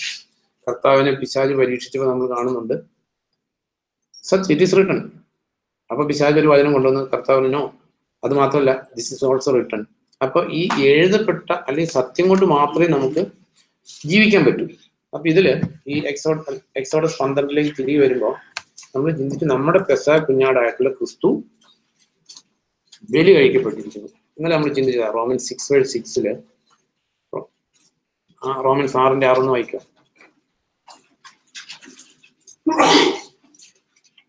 റോമാലേഖനം 6:6 നമ്മിലെ പഴയ മനുഷ്യൻ ക്രൂശിക്കപ്പെട്ടിരിക്കുന്നു എന്ന് നാം അറിയുന്നു. അതെ, നമ്മിലെ പഴയ മനുഷ്യൻ ക്രൂശിക്കപ്പെട്ടിരിക്കുന്നു. ആരോടുകൂടി? ക്രിസ്തുവിനോടുകൂടി ക്രൂശിക്കപ്പെട്ടിരിക്കുന്നു. അപ്പം ഈ പെസഹ കുഞ്ഞാടായിട്ടുള്ള ക്രിസ്തു ബലി കഴിക്കപ്പെട്ടു. അപ്പൊ ആ കർത്താവിനോടുകൂടെ നമ്മളും ക്രൂശിക്കപ്പെട്ടിരിക്കുക. പഴയ മനുഷ്യൻ ക്രൂശിക്കപ്പെട്ടു. അപ്പൊ ഈ കർത്താവ് പെസഹ കുഞ്ഞാട്. അപ്പൊ ഇവിടെ പെസഹ കുഞ്ഞാടിന്റെ ക്വാളിറ്റി എഴുതിയേക്കുന്നിടത്ത്, അല്ലെങ്കിൽ ബലി അർപ്പിക്കപ്പെടാനുള്ള ആടിന്റെ യോഗ്യത, ആ യോഗ്യത നമ്മളും അറ്റൈൻ ചെയ്യേണ്ടതാണ് കർത്താവിനോട് കൂടി ക്രൂശിക്കപ്പെടാൻ. ഈ 12 എക്സോഡസ് 12 ഈജിപ്തിൽ വെച്ച് കർത്താവ് മോശയോടും അഹ്റോനോടും അരുൾ ചെയ്തു. കാരണം ഇത് നമ്മളൊരു ഓൾഡ് ടെസ്റ്റമെന്റ് വെറുതെ പഠിക്കുന്നതല്ല, ഇത് 1 Corinthians 5-ാം അധ്യായത്തിൽ പൗലോസ് എഴുതിയേക്കുന്ന പെസഹ കുഞ്ഞാടിനെ കുറിച്ച് നമ്മൾ പഠിക്കുന്ന. മോശയോടും അഹ്റോനോടും അരുൾ ചെയ്തു, നിങ്ങൾക്ക് ഈ മാസം മാസങ്ങളുടെ ആരംഭമായിരിക്കട്ടെ, നിങ്ങൾക്ക് ഇത് വത്സരത്തിലെ ആദ്യ മാസമായിരിക്കട്ടെ. നിങ്ങൾ ഇസ്രായേൽ സമൂഹത്തോട് പറയുക, ഈ മാസത്തിലെ 10-ാം ദിവസം. അപ്പൊ ഓർക്കണം, പെസഹ എത്രാം ഡേറ്റാ? 1-ാം മാസം 14-ാം തീയതിയാണ്. അപ്പൊ 10-ാം ദിവസം ചെയ്യേണ്ട കാര്യം, ഈ മാസത്തിലെ 10-ാം ദിവസം ഓരോ പുരുഷനും പിതൃഭവനം അനുസരിച്ച് ഒരു കുടുംബത്തിന് 1 എന്ന കണക്കിൽ ഓരോ ആട്ടിൻകുട്ടിയെ തിരഞ്ഞെടുക്കണം.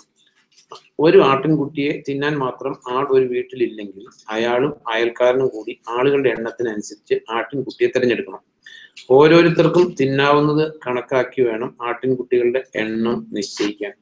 കുറ്റമില്ലാത്തതും 1 വയസ്സുള്ളതുമായ ആണാടായിരിക്കണം.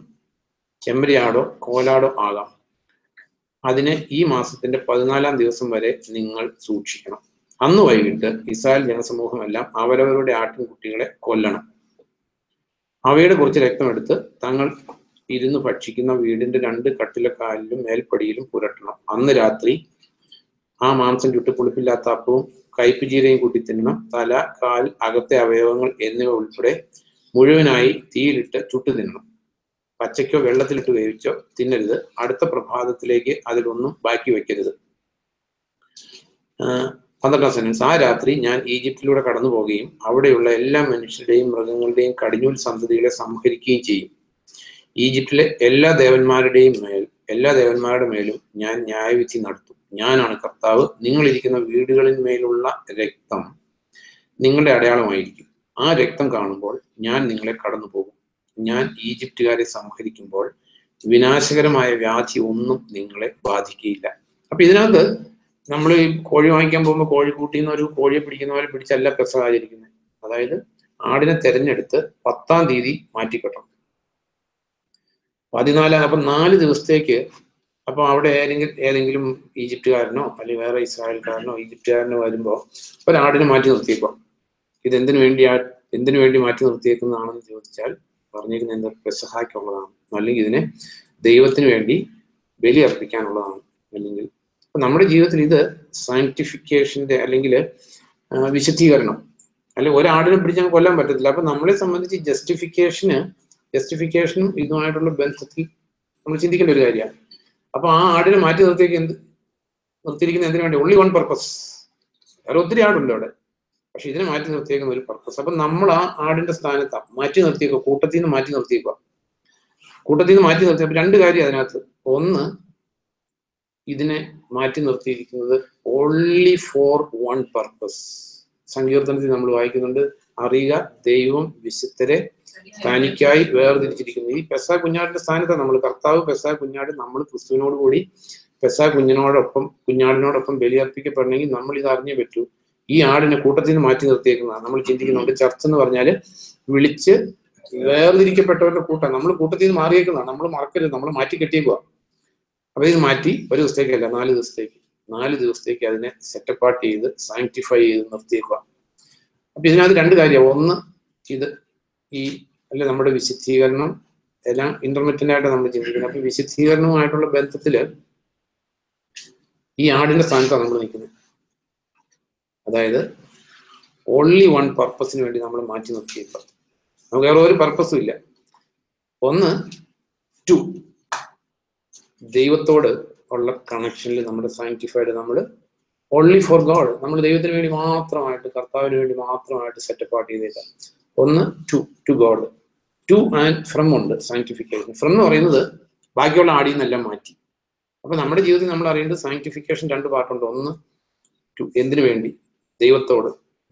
ദൈവത്തിലേക്ക് മാത്രമായിട്ട് നമ്മൾ മാറ്റി നിർത്തിയിരിക്കുന്നു. 2 ഈ കൂട്ടത്തിൽ നിന്ന് മാറ്റിയേക്കുന്നത്. അപ്പൊ അതുകൊണ്ടാണ് ഈ സയന്റിഫിക്കേഷനുമായിട്ടുള്ള ബന്ധത്തില് 2 കൊരിന്തോസ് 6:14 തുടങ്ങി വായിക്കാം.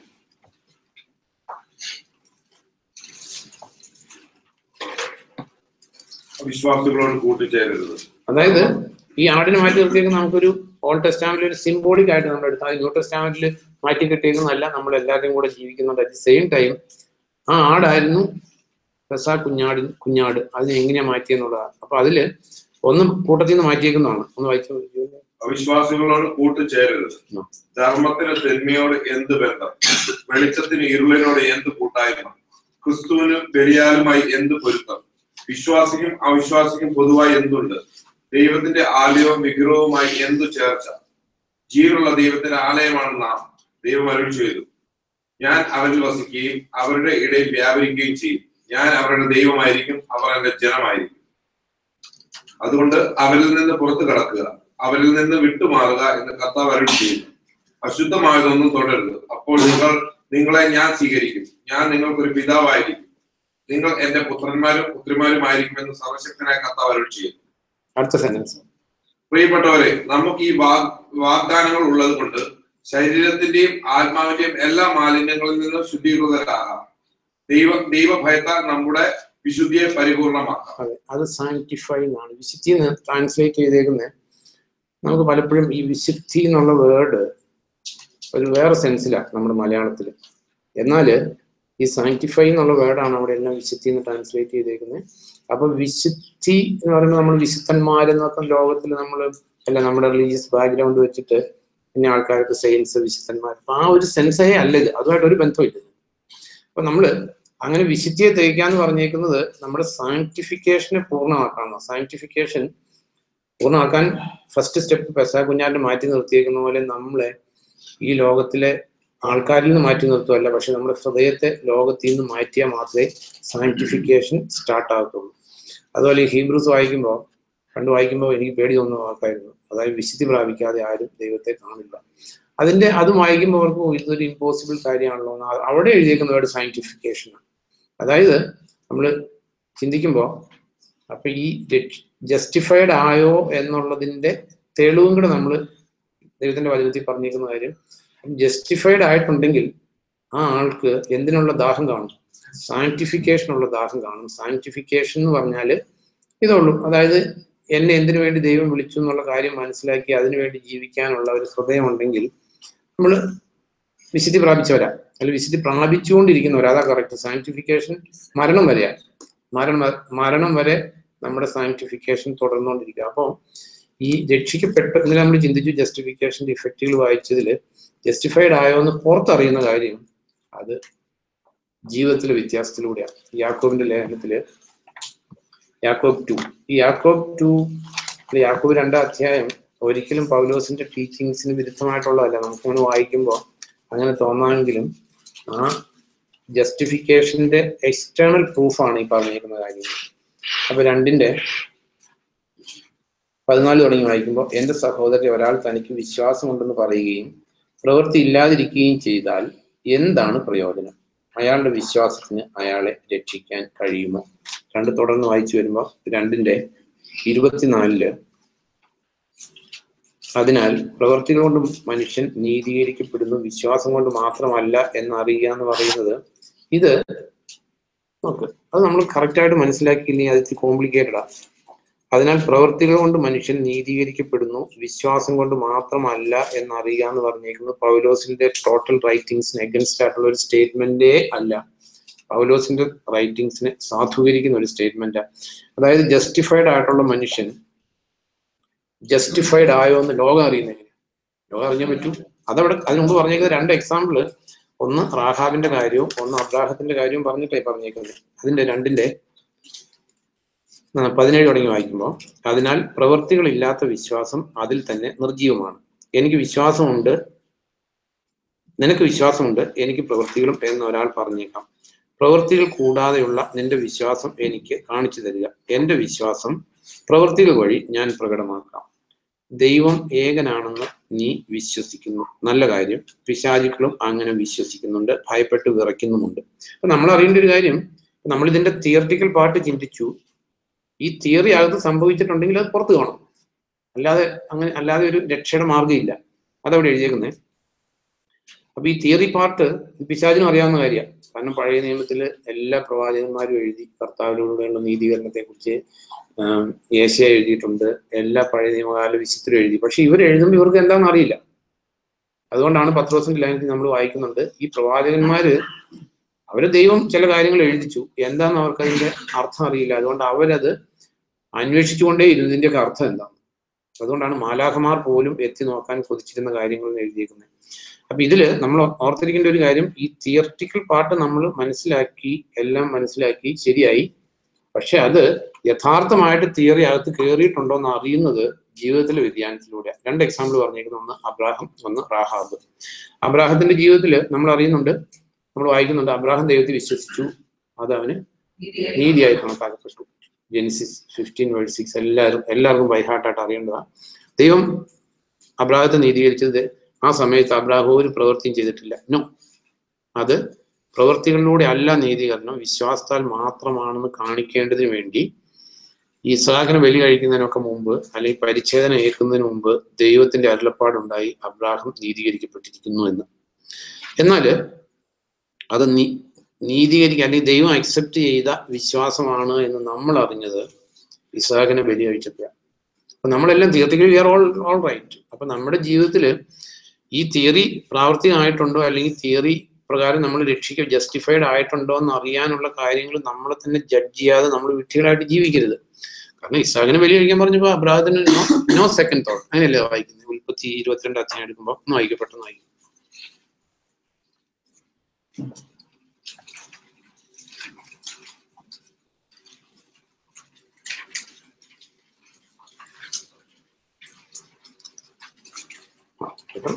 ഉൽപ്പത്തി കിട്ടാൻ ബുദ്ധിമുട്ടുള്ള സ്ഥലമല്ലേ, പെട്ടെന്ന്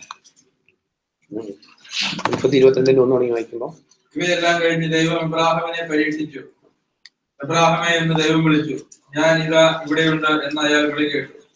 ദൈവം കൽപ്പിച്ചു, നിന്റെ പുത്രനെ നീ അത്യധികം സ്നേഹിക്കുന്ന ഏകജാതനായ ഇസ്ഹാക്കിനെ കൂട്ടിക്കൊണ്ട് മോറിയ ദേശത്തേക്ക് പോവുക. അവിടെ ഞാൻ കൽപ്പിക്കുന്ന മലയിൽ അവനെ എനിക്ക് ഹോമിക്കുക. അബ്രാഹാം അതിരാവിലെ എഴുന്നേറ്റ് കഴുതയ്ക്ക് ജീനി കെട്ടി ഹോമബലിക്ക് വേണ്ടുന്ന വിറക് കീറി. അയാൾ 2 ചെറുപ്പക്കാരെയും പുത്രനായ ഇസ്ഹാക്കിനെയും കൂട്ടിക്കൊണ്ട് ദൈവം തന്നോട് കൽപ്പിച്ച സ്ഥലത്തേക്ക് പോയി.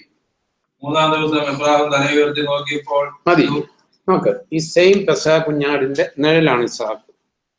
അതെ, ഒരു ദിവസം പിടിച്ചാൽ ബലി കഴിക്കാനല്ല കർത്താവ് പറഞ്ഞത്. നമ്മൾ കണ്ടു 10-ാം തീയതി മാറ്റി കെട്ടുന്നതിന് 14-ാം തീയതിയാണ് കൊല്ലുന്നത്. ഇവിടെ നമുക്ക് അബ്രാഹത്തിനോടൊരു ക്വിക്ക് റെസ്പോൺസ് അല്ല ദൈവം ആഗ്രഹിച്ചത്. നമ്മുടെ ജീവിതത്തിൽ അറിയേണ്ട ഒരു കാര്യം, നമ്മൾ രക്ഷിക്കപ്പെടാനായിട്ട് ആരെങ്കിലും പറഞ്ഞു എന്തെങ്കിലും കേട്ടൊന്നും അല്ല. ഇത് വെൽ തോട്ട്, നല്ലപോലെ ചിന്തിച്ച്. കാരണം അബ്രാഹത്തിന് 3 ദിവസത്തെ ടൈമാണ് കൊടുത്തത്. വേണമെങ്കിൽ തീരുമാനം റിവേഴ്സ് ചെയ്യാം, അല്ലെങ്കിൽ സാറാക്ക് വേണമെങ്കിൽ ഇന്റർഫിയർ ചെയ്യാം, അല്ലെങ്കിൽ ആർക്ക് വേണമെങ്കിലും ഇന്റർഫിയർ ചെയ്യാം, അല്ലെങ്കിൽ അബ്രാഹത്തിന് തന്നെ മനസ്സ് മാറ്റാം. ഈ പോകുന്ന വഴിക്കെല്ലാം അബ്രാഹത്തിന് നീ അത്യധികം സ്നേഹിക്കുന്ന കുഞ്ഞ്, അത്യധികം സ്നേഹിക്കുന്ന. നമ്മൾ കണ്ടു റിച്ച് ആ യങ് റൂളർ അങ്ങനോട് സമ്പത്ത് ഉപേക്ഷിക്കാൻ പറഞ്ഞപ്പോൾ ജസ്റ്റിഫൈഡ് ആകാൻ പറ്റിയില്ല ഞങ്ങൾക്ക്, കാരണം അത് ഉപേക്ഷിക്കാൻ പറ്റിയില്ല. ഇവിടെ അബ്രാഹിം ജസ്റ്റിഫൈഡ് ആണ് യാക്കോബ് പറയുന്ന ആ വിശ്വാസം. അപ്പൊ നമ്മുടെ ജീവിതത്തിൽ ഈ ജസ്റ്റിഫൈഡ് ആകുക എന്ന് പറയുന്നത് നമ്മുടെ ഒരു റോളും ഇല്ലെങ്കിൽ ഇതിനകത്ത് വലിയൊരു റോൾ ഉണ്ടെന്ന് നമ്മൾ അറിഞ്ഞേ പറ്റും. ഇത് നമ്മൾ ആകെ കേട്ടെങ്കിൽ ഇത് സൗജന്യ, രക്ഷ സൗജന്യ, ഓക്കെ സൗജന്യ, നമുക്കൊന്നും ചെയ്യാൻ പറ്റത്തില്ല. ബട്ട് ഇത് വലിയൊരു ഹൃദയ തകർച്ചയുടെയും കണ്ണീരിന്റെയും മരണത്തിന്റെയും വേദനയുടെയും രക്തത്തിന്റെയും നിലവിളിയുടെയും കൂട്ടക്കരച്ചിലിന്റെയും ഒരു ഡിസിഷനായി. കാരണം അബ്രാഹത്തെ സംബന്ധിച്ച് ഇസഹാക്കിനെ ബലി കഴിക്കുക എന്ന് പറയുന്നത് ചിന്തിക്കാൻ പറ്റാത്തൊരു കാര്യം. കാരണം ഇഷ്ടംപോലെ സമ്പത്തുണ്ട്, ആടുമാടുകളുണ്ട്, സ്വർണ്ണമുണ്ട്, എല്ലാം ഉണ്ട്. ഇതിനകത്ത് എന്തെങ്കിലും ഒരു സാമ്പത്തികമായിട്ടുള്ള റിക്വയർമെന്റ് ആയിരുന്നു ദൈവം വെച്ചതെങ്കിൽ ഒരു പ്രശ്നമില്ല അബ്രാഹത്തിന്. പക്ഷെ ഇവിടെ ഡിമാൻഡ് ചെയ്ത് ഏറ്റവും കൂടുതൽ സ്നേഹിക്കുന്ന പെസഹ കുഞ്ഞാട്. നമുക്കറിയാം അവിടെ മുൾപടർപ്പിലൊരു ആട് കുടുങ്ങി കിടന്നു. ഇവിടെ കാണുന്ന 3-ാം ദിവസം 22 വേഴ്സ് 4-ാം സെന്റൻസിൽ ഇങ്ങനെ കാണുന്നത്, 3-ാം ദിവസം അബ്രാഹാം തലയുയർത്തി നോക്കിയപ്പോൾ ദൂരെ ആ സ്ഥലം കണ്ടു. അപ്പോ എവിടെ ബലി അർപ്പിക്കണമെന്ന് കർത്താവ് പറഞ്ഞു കൊടുത്തു, കൃത്യമായിട്ട് പറഞ്ഞിട്ടുണ്ടായിരുന്നു. 3 days ജേർണി. അപ്പൊ നമ്മളൊന്നും അറിയേണ്ട ഒരു കാര്യം, ഇതൊരു വികാര വിക്ഷോഭത്തിലൊരു തീരുമാനം എടുത്തു. നിൽക്കില്ല, നിലനിൽക്കില്ല. അല്ലെങ്കിൽ ആരുടെയെങ്കിലും ദൈവിക അനുഭവം കണ്ട്, അല്ലെങ്കിൽ വേറൊരാൾ കർത്താവിന് വേണ്ടി ജീവിക്കാൻ തീരുമാനം എടുക്കുന്നതുകൊണ്ട് തീരുമാനം എടുത്ത് നിൽക്കില്ല. 3 ദിവസം യാത്ര ചെയ്തിട്ട്, അല്ലെങ്കിൽ ഫുള്ളി ഇന്റലക്ച്വലി ദൈവം നമുക്ക് തന്നേക്കുന്ന ബുദ്ധി, ഇന്റലക്ച്വലി എന്ന് പറയുന്ന വലിയ റോക്കറ്റ് സയന്റിസ്റ്റിന്റെ ബുദ്ധിയല്ല പറയുന്നത്. ദൈവം എല്ലാ മനുഷ്യനും ബുദ്ധി നൽകിയിട്ടുണ്ട്. അതായത് എന്തെങ്കിലും ഇന്റലക്ച്വൽ പ്രോബ്ലംസ് അല്ലെങ്കിൽ ബ്രെയിനൊന്നും പ്രോബ്ലം ഇല്ലെങ്കിൽ നമുക്ക് എല്ലാവർക്കും ദൈവം ബുദ്ധി തന്നിട്ടുണ്ട്. ഈ ബുദ്ധി വെച്ച് നല്ലപോലെ ചിന്തിച്ച് കർത്താവ് പറഞ്ഞു, ഒരു ഗോപുരം പണിയാൻ തുടങ്ങുന്നതിന് മുമ്പ് ഇത് പൂർത്തിയാക്കാനുള്ള വക എനിക്കുണ്ടോ എന്ന് നല്ലതുപോലെ ഇരുന്ന് ചിന്തിക്കാതെ ഇറങ്ങി പുറപ്പെടുന്നവൻ ആരുണ്ട്? കർത്താവ് ചോദിച്ചൊരു കാര്യമാണ്. കാരണം ഇത് ജീവിതം മുമ്പോട്ട് ഒത്തിരി യാത്ര ചെയ്യാനുണ്ട്, ഒത്തിരി സിറ്റുവേഷൻസിനെ ഫേസ് ചെയ്യാനുണ്ട്. ഇതിനെക്കുറിച്ച് എല്ലാം ചിന്തിച്ചാൽ ഒരിക്കലും കർത്താവിൽ വരാൻ പറ്റത്തില്ല. അവിടെയാണ് അബ്രാഹത്തിന്റെ മാതൃക. താൻ എങ്ങോട്ടേക്കാണ് പോകുന്നത് എന്നൊന്നും ചിന്തിക്കാതെ വിളിച്ചവൻ ആരാണെന്നുള്ള ഒരൊറ്റ കാര്യം മാത്രം ചിന്തിച്ചിട്ട് ഊരിൽ നിന്ന് പുറപ്പെട്ടു. നമ്മുടെ ജീവിതത്തിൽ അങ്ങനെ മാത്രമേ ക്രിസ്ത്യ ജീവിതം ഓടി എത്തിക്കാൻ പറ്റൂ. നമുക്കറിയണ്ട ഫ്യൂച്ചറിൽ എന്തൊക്കെയുണ്ട്, ജോലി കിട്ടുമോ, കല്യാണം കഴിക്കുമോ, കല്യാണം നടക്കുവോ, ശവാടക്കം നടക്കുമോ, ഇതിനെക്കുറിച്ച് ചിന്തിക്കേണ്ട. അതായത് വിളിച്ചിരിക്കുന്ന ദൈവം വിശ്വസ്തൻ. ഏതൻ തോട്ടത്തിൽ മനുഷ്യനെ സൃഷ്ടിച്ചപ്പോൾ മനുഷ്യന്റെ എല്ലാ നീഡ്സും മീറ്റ് ചെയ്ത് കൊടുത്ത ദൈവം. ഇത്രയൊക്കെ അറിഞ്ഞാൽ മതി നമ്മൾ.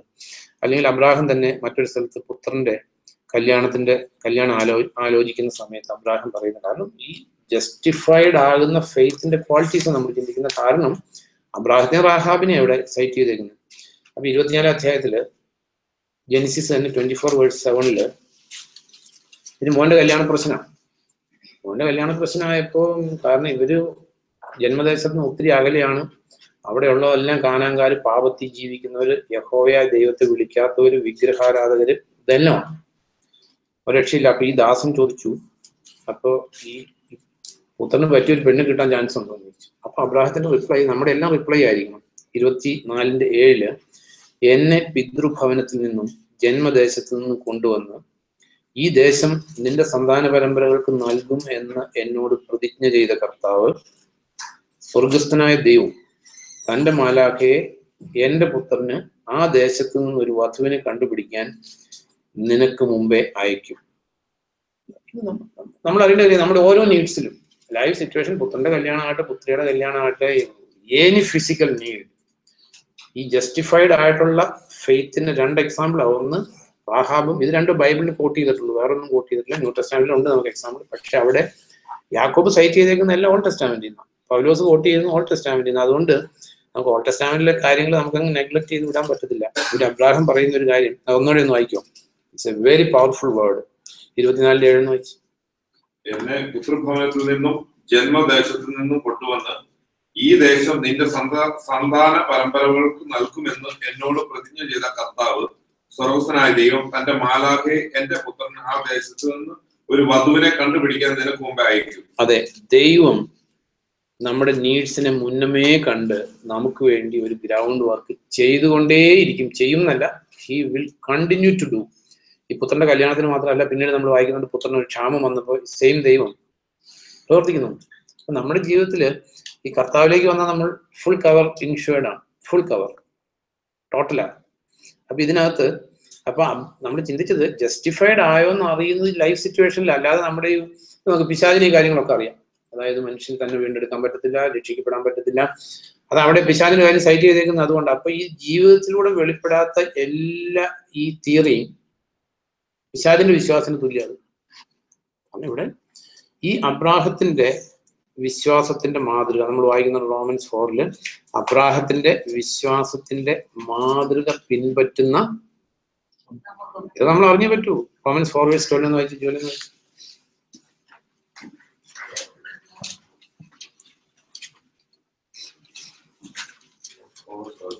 റോമൻസ് 4:12 അതുപോലെ തന്നെ വെറുതെ പരിച്ഛേദിതരായി മാത്രം കഴിയാതെ പരിച്ഛേദിതനാകാനും. അപ്പൊ ഇത് ഇപ്പം ഒരു കോണ്ടംപററി ലാംഗ്വേജ് പറഞ്ഞ് വെറുതെ ജ്ഞാനപ്പെട്ടു, അവിടെ പെട്ടു, രക്ഷിക്കപ്പെട്ടെന്നൊക്കെ പറഞ്ഞ് മാത്രം നടക്കാതെ, വെറുതെ പരിച്ഛേദിതരായി മാത്രം കഴിയാതെ പരിച്ഛേദിതനാകും മുമ്പ് നമ്മുടെ പിതാവായ അബ്രഹാമിനുണ്ടായിരുന്ന വിശ്വാസത്തിന്റെ മാതൃക പിന്തുടർന്ന് പരിച്ഛേദിതർക്കും പിന്തുടരുന്ന പരിച്ഛേദിതർക്കും അയാൾ പിതാവാകേണ്ടതിനായിരുന്നു ഇത്. അപ്പൊ പരിച്ഛേദനാകട്ടെ, അപരിച്ഛേദനാകട്ടെ, സ്നാനപ്പെട്ടവനാകട്ടെ, സ്നാനപ്പെടാത്തവനാകട്ടെ, അബ്രാഹത്തിന്റെ വിശ്വാസത്തിന്റെ മാതൃക പിൻപറ്റുന്നില്ല എങ്കിൽ വി ആർ നോട്ട് ജസ്റ്റിഫൈഡ്. കാരണം ഇതിന്റെ തിയറി എല്ലാം പിശാചിനും അറിയാവുന്ന കാര്യമാണ്. പിശാചിന് നമ്മളെയൊക്കെ ബെറ്റർ ആയിട്ട് അറിയാം. അതുകൊണ്ട് യാക്കോബ് ഇൻ ബിറ്റ്വീൻ പിശാചിനെ ഇൻട്രൊഡ്യൂസ് ചെയ്യുന്നത്. ഈ കാര്യങ്ങളെല്ലാം പിശാചിനറിയാം. നിനക്കുള്ള പോലത്തെ വിശ്വാസം, അല്ലെങ്കിൽ ഈ പറഞ്ഞിരിക്കുന്ന വിശ്വാസം, ഏക ദൈവത്തിലുള്ള വിശ്വാസം, ദൈവഭയം, ദൈവത്തെ ഭയപ്പെട്ട് കുറയ്ക്കുന്ന എല്ലാം പിശാചിനുണ്ട്. ബട്ട് പിശാച് അബ്രാഹത്തിൽ നിന്ന് ഡിഫറെന്റ് ആണ്, റാഹാബിൽ നിന്ന് ഡിഫറെന്റ് ആണ്. അപ്പൊ ഇവിടെ നമ്മൾ അറിയേണ്ട ഒരു കാര്യം, അബ്രാഹത്തിന്റെ, ഇനി from my side I want to ask you a question. ഈ അബ്രാഹത്തിന്റെ വിശ്വാസം ഉണ്ട് എങ്കിൽ, അബ്രാഹത്തിന്റെ വിശ്വാസം ഇല്ലാതെ ജസ്റ്റിഫൈഡ് ആകത്തില്ല. ഈ ഇസഹാക്കിനെ ബലി കഴിച്ച അബ്രാഹത്തിന്റെ ഹൃദയം നമുക്കുണ്ടെങ്കിൽ, ഈ ജെനിസിസ് ടു റെവലേഷൻ ഏതെങ്കിലും ഒരു കൽപ്പന അനുസരിക്കാൻ ബുദ്ധിമുട്ടുള്ളത് ഇതിനകത്തുണ്ടോ? ചിന്തിക്കേണ്ട ഒരു കാര്യം. ആ റിച്ച് യങ് റൂളർ ഉള്ളതെല്ലാം വിറ്റ് ദരിദ്രർക്ക് കൊടുക്കാൻ പറഞ്ഞപ്പോൾ ഗുഡ് ബൈ.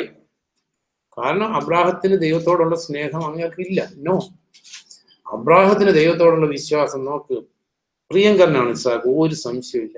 വയസ്സാം കാലത്തുണ്ടായ കുഞ്ഞ്, ഏറ്റവും പ്രിയപ്പെട്ടവൻ, ഓമനപുത്രനാണ്. ബട്ട് നമുക്ക് എല്ലാം മക്കളുള്ളവരാണ്. എന്നാലും നമുക്ക് മക്കളോടുള്ള സ്നേഹം ഈ കർത്താവിനോടുള്ള സ്നേഹമായിട്ട് തട്ടിച്ച് നോക്കുമ്പോൾ if it is 0 you will be justified.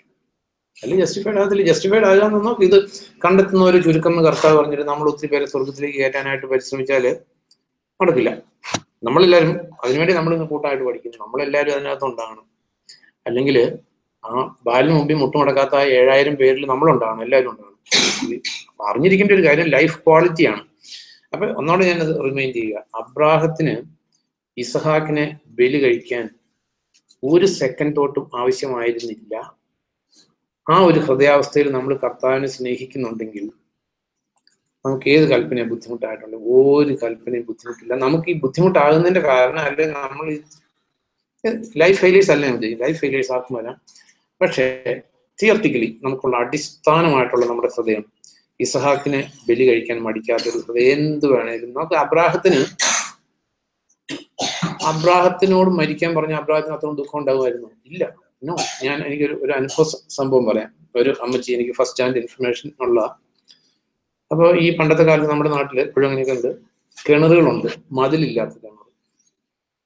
ഈ നമ്മുടെ കാലവർഷക്കാലം ആകുമ്പോൾ ഒട്ടുമിക്ക കിണറുകളും ഫുള്ളി വാട്ടറായിരിക്കും, നിറഞ്ഞു വാട്ടറായിരിക്കും. അപ്പൊ അമ്മച്ചി ഇങ്ങനെ വിറക് പറക്കിക്കൊണ്ടിരിക്കുമ്പോൾ അകലേന്ന് കണ്ടു 1.5 വയസ്സുള്ള കൊച്ച് ഇങ്ങനെ നടന്ന് പോയി അതിലേക്ക് വീണു. അപ്പോൾ ഞാൻ നേരിട്ട് സംസാരിച്ചിട്ടുണ്ട്. അപ്പൊ എന്നോട് പറഞ്ഞു, ഓടി വന്ന് കിണറ്റിലോട്ട് എടുത്തി ആടി, നീന്തൽ അറിയില്ല. അപ്പൊ ഇങ്ങനെ കൊച്ചിനെ പിടി കിട്ടി, പക്ഷെ മുങ്ങി താണുകൊണ്ടിരിക്കുക. 2-3 തവണ അപ്പ് ആൻഡ് ഡൗൺ വന്നു. അപ്പോൾ യാക്കോബ വിശ്വാസത്തിലെ അമ്മച്ചി, എൻ്റെ ദൈവമേ മരിക്കാൻ പോവാളോ എന്നിങ്ങനെ നെടുവീർപ്പിട്ടു. അപ്പൊ അകലെ വേറൊരാൾ കണ്ടോണ്ടിരിക്കുന്നുണ്ട്. അങ്ങനെ ഓടി വന്ന് കയറിട്ട് കൊടുത്ത് അമ്മച്ചിയെ രക്ഷിച്ചു. അപ്പോ ഈ നമ്മളെ മറന്നിട്ട് ഒരു കൊച്ചിന് വേണ്ടി അമ്മച്ചി കിണറ്റ് വീണു. പക്ഷെ ഇവിടെ നമ്മൾ വായിക്കുന്നത്, ഒന്നുകൂടി വായിക്കും, 22:1, ജെനസിസ് 22:1. ആ അമ്മച്ചി പിന്നീട് രക്ഷിക്കപ്പെട്ടു. അന്ന് രക്ഷിക്കപ്പെട്ടിട്ടില്ലായിരുന്നു. അങ്ങനെ ഞാൻ പരിചയപ്പെട്ടെ. 22:1 ഇവയെല്ലാം കഴിഞ്ഞു. ദൈവം അബ്രഹാമിനെ പരീക്ഷിച്ചു. അബ്രഹാമേ എന്ന് ദൈവം വിളിച്ചു. ഞാൻ ഇതാ ഇവിടെയുണ്ട് എന്ന് അയാൾ വിളി കേട്ടു. ദൈവം കൽപ്പിച്ചു, നിന്റെ പുത്രനെ നീ അത്യധികം സ്നേഹിക്കുന്ന ഏകജാതനായ ഇസഹാക്കിനെ. അത് നമ്മള് ആ അത്യധികം സ്നേഹിക്കുന്ന എന്നുള്ളത് നമ്മൾ ഈ അത്യധികം സ്നേഹിക്കുന്ന ഇസഹാക്കിനെ ബലി കഴിക്കാൻ വില്ലിങ് ആയ അബ്രാഹത്തിന്റെ ഹൃദയമാണ് നമ്മളെ ജസ്റ്റിഫൈ ചെയ്യുന്ന ഹൃദയത്തിന്റെ ക്വാളിറ്റി. ജസ്റ്റിഫൈഡ് ആകത്തില്ല. കാരണം ഇത് ടഫ് സിലബസ് കർത്താൻ നമുക്കത് ഇളച്ചും ലഘുവായിട്ടൊന്നും കൊടുക്കാൻ ഒരു രക്ഷയില്ല. കാരണം ദൈവവചനത്തോടൊന്നും കൂട്ടാനും പറ്റില്ല, കുറയ്ക്കാനും പറ്റത്തില്ല. നമുക്കിത് ഭയത്തോടെ ഇത് ചിന്തിക്കാനും പഠിക്കാനും പറ്റും എന്നുള്ളതേ ഉള്ളൂ. അപ്പോൾ ആ അമ്മച്ചിയെ കുഞ്ഞിന് വേണ്ടി ഒന്നും ചിന്തിച്ചില്ല. നോ, ജസ്റ്റ് ജമ്പ് ചെയ്ത്. ചിന്തിച്ചും ചാടില്ല, കാരണം നീന്തൽ അറിയില്ല, ഭയങ്കര ഡീപ്പായിട്ടുള്ള കിണറ്. സെയിം വേ നമ്മുടെ ജീവിതത്തില് അപ്പൊ അബ്രാഹത്തിന്റെ, യാക്കോബിന്റെ ലേഖനം നമ്മൾ വായിക്കുമ്പോൾ കമ്മിങ് ബാക്ക് ടു, അപ്പൊ ഇവിടെ എഴുതിയേക്കുന്ന ആ പ്രവൃത്തി എന്ന് പറയുന്നത് ഇതൊക്കെ എടുത്തിട്ട് ദുരുപദേശങ്ങളും എല്ലാം ഉണ്ട്. അതുകൊണ്ടാണ് നമ്മൾ ചിന്തിക്കുന്നത്. ഇവിടെ ഈ പറഞ്ഞേക്കുന്ന പ്രവൃത്തി എന്ന് പറയുന്നത് അബ്രാഹത്തിന്റെ എക്സാമ്പിൾ സൈറ്റ് ചെയ്തിട്ട് പറഞ്ഞേക്കുന്നതുകൊണ്ട് നമ്മൾ കറക്റ്റ് ആയിട്ട് പഠിക്കണം. അതുകൊണ്ടാണ് അബ്രാഹത്തിന്റെ എക്സാമ്പിൾ സൈറ്റ് ചെയ്തിട്ടാണ് യാക്കോബ് ഇത് പറയുന്നത്. അബ്രാഹത്തിന്റെ എക്സാമ്പിൾ എന്ന് പറയുന്നത് അബ്രാഹം ദൈവത്തിൽ വിശ്വസിച്ചു, അതവന് നീതിയായി കണക്കാക്കപ്പെട്ടു എന്നുള്ള അതേ കാര്യം അറിയാവുന്ന യാക്കോബ് തന്നെ എഴുതിയേക്കുന്നത്. പക്ഷെ ആ വിശ്വാസം വിശ്വസനീയമാണെന്ന് വെളിപ്പെട്ടത് ഇസഹാക്കിനെ ബലി കഴിച്ചിട്ടില്ല. അതിനു മുമ്പായിട്ട് യാക്കോബ് അവിടെ പറയുന്നത് ഇത്തിരിയോടെ നമുക്കിപ്പോ നമ്മളോട് കുഞ്ഞിനെ ബലി കഴിക്കാനും ബലികളൊക്കെ തീർന്നു പോയി.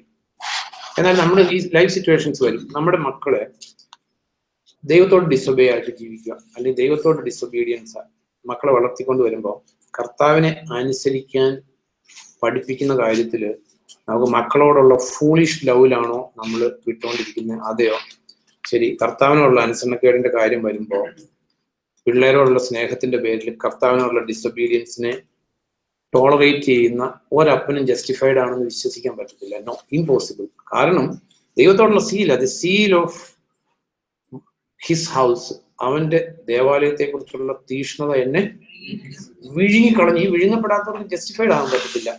അപ്പൊ നമ്മുടെ മക്കളെ ദൈവഭക്തിയിൽ വളർത്താൻ, അനുസരണത്തിൽ വളർത്താൻ, ഇപ്പൊ അബ്രാഹത്തിന്റെ വിശ്വാസം സൈറ്റ് ചെയ്തേക്കുന്നത് അതിന്റെ പാർട്ടാണ്. അബ്രാഹത്തിന് 100-120 വയസ്സുകൊണ്ട് ഈ ഇസാഖിന് 10-20 വയസ്സുണ്ട്. ആലോചിച്ച് നോക്ക്, നല്ല യൗവനക്കാരനായിട്ടുള്ള ഇസഹാക്കിനോട് ഈ കാര്യം പറഞ്ഞപ്പോൾ നമ്മളെന്താ അറിഞ്ഞിരിക്കേണ്ട ഒരു കാര്യമാണ്, he was willingly lying down for the sacrifice. അപ്പൊ അബ്രാഹാം എത്ര ദൈവഭയത്തിൽ ഈ മകനെ വളർത്തിക്കൊണ്ട് വന്നെന്ന് ചിന്തിക്കേണ്ട ഒരു കാര്യമാണ്. കാരണം അല്ലെങ്കിൽ ഒരു കാര്യം ചെയ്താൽ പോലെ, ഈ പിടിക്കുമ്പോൾ ചാടി ഓടിപ്പോയാൽ പോലെ, എനിക്ക് പറ്റില്ല എന്ന് പറഞ്ഞ് ഓടിപ്പോവാം. നോ, ബലം പ്രയോഗിച്ചല്ല അബ്രാഹാം പിടിച്ച് ബലിയർപ്പിച്ചത്. അപ്പൊ നമ്മുടെ ജീവിതത്തിൽ നമ്മൾ അറിയേണ്ടത്, അപ്പൊ ഈ സാഹചര്യങ്ങൾ നമുക്ക് വരുന്നുണ്ട്. നമ്മുടെ മക്കളെ ദൈവത്തോടുള്ള ഒബീഡിയൻസിൽ വളർത്തുന്ന കാര്യത്തിൽ നമുക്ക് പിള്ളേര് കർത്താവിന്റെ കാര്യത്തിൽ ഡിസ്റ്റർബേ ചെയ്യുമ്പോൾ പിള്ളേരെ നമ്മൾ അതിനു വേണ്ടി ടോളറേറ്റ് ചെയ്ത് കുഞ്ഞിനോടുള്ള സ്നേഹം മുഖാന്തരം കർത്താവിനോടുള്ള അനുസരണത്തില്, മാതാപിതാക്കളോടുള്ള അനുസരണത്തിൽ പിള്ളേര് വളരുന്നില്ല. ഇതൊരു സാഹചര്യം, ലൈഫ് സിറ്റുവേഷനാണ്. നമ്മുടെ ജസ്റ്റിഫിക്കേഷൻ ടെസ്റ്റ് ചെയ്യുന്ന ഒരു കാര്യം. ആ കാര്യത്തില് ഈ പിള്ളേര് കർത്താവിനോടുള്ള ഡിസൊബീഡിയൻസിലാണ് കൊച്ചു കുഞ്ഞുങ്ങളെ വളർത്തിക്കൊണ്ട് വരുന്നതെങ്കിൽ ജസ്റ്റിഫൈഡ് ആയെന്ന് വിശ്വസിക്കാൻ ബുദ്ധിമുട്ടാണ്. കാരണം അബ്രാഹാം അങ്ങനെയല്ല ജീവിച്ചത്. അബ്രാഹത്തിന്റെ വിശ്വാസം അങ്ങനെ ആയിരുന്നില്ല. അപ്പൊ ഇതില് യാക്കോബ് 2:24 പറഞ്ഞേക്കുന്ന അതിന് യാതൊരു കൺഫ്യൂഷനും നമുക്കുണ്ടാകാൻ പാടില്ല. അതിനാൽ പ്രവൃത്തികൾ കൊണ്ട് മനുഷ്യൻ നീതീകരിക്കപ്പെടുന്നു, വിശ്വാസം കൊണ്ട് മാത്രമല്ല എന്ന് എഴുതിയേക്കുന്നത്. ഈ ജസ്റ്റിഫൈഡ് ആയിട്ടുള്ള മനുഷ്യന്റെ പ്രവൃത്തിയിലൂടെ മാത്രമേ ആ വിശ്വാസം ലോകം അറിയുള്ളൂ, അല്ലെങ്കിൽ നമുക്ക് വെളിപ്പെടുകയുള്ളൂ എന്നുള്ള സത്യം ഇവിടെ പറഞ്ഞിരിക്കുന്നത്. കാരണം അബ്രാഹത്തിന്റെ വിശ്വാസം നമുക്ക് ദെൻ പറഞ്ഞിരിക്കുന്ന റാഹാബിന്റെ വിശ്വാസം. അപ്പൊ റാഹാബിന്റെ വിശ്വാസത്തിൽ നമ്മൾ റാഹാബിന് നുണ പറഞ്ഞ രക്ഷ ആ സിറ്റുവേഷനെ ഫേസ് ചെയ്ത് നമുക്കറിയാവുന്ന കാര്യമാണ്. അതുകൊണ്ടാണ് നുണ പറഞ്ഞേക്കുന്നതിനെ കർത്താവ് അപ്രൂവ് ചെയ്തേ പോകണം? നോ, അല്ല. കാരണം അവിടെ ജീവൻ പിടിക്കപ്പെട്ട ജീവൻ പോകുന്ന സിറ്റുവേഷനാണ്. നുണ പറഞ്ഞാൽ ഇത് രക്ഷപ്പെട്ടെന്നുള്ള. അല്ലെങ്കിൽ ഈ റാഹാബ് നുണ പറഞ്ഞില്ലെങ്കിൽ റാഹാബിനെ കൊല്ലുമോ ദൈവം? അല്ല, രാജാവ് കൊല്ലുമോ? റാഹാബ് സത്യം പറഞ്ഞ റാഹാബിനെ കൊല്ലുമോ?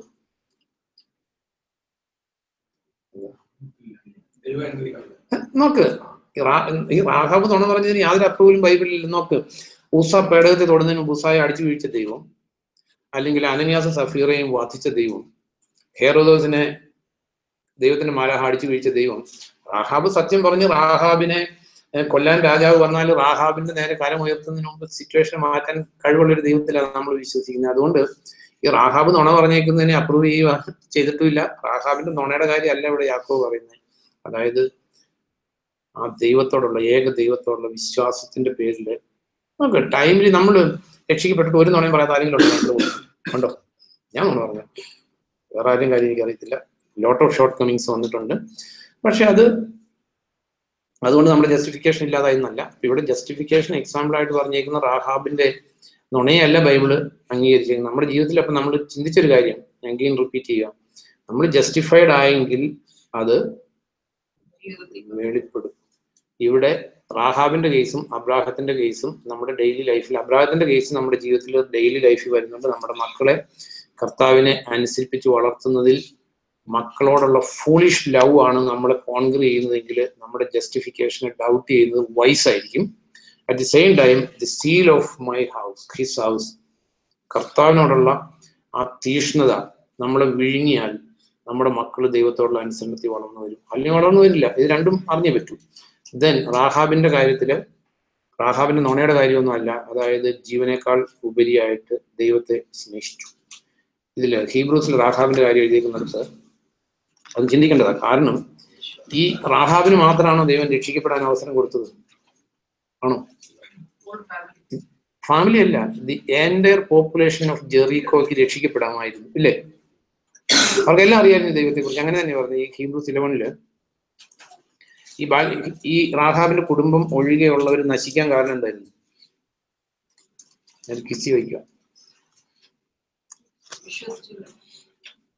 ബൈബിളിൽ എഴുതിയേക്കും ഹീബ്രൂസ് 11 നമ്മൾ അറിയേണ്ട ഒരു കാര്യം, അത് നല്ലൊരു ക്രൂഷ്യൽ വേർഡാണ്. ഹീബ്രൂസ് 11 അത് 31 സെന്റൻസ്, 11:31 അതായത് വിശ്വാസത്താലാണ് ആരോടൊപ്പം? അനുസരണ കെട്ടവരോടൊപ്പം വേശ്യയായ റാഹാബ് നശിക്കാതിരുന്നത്.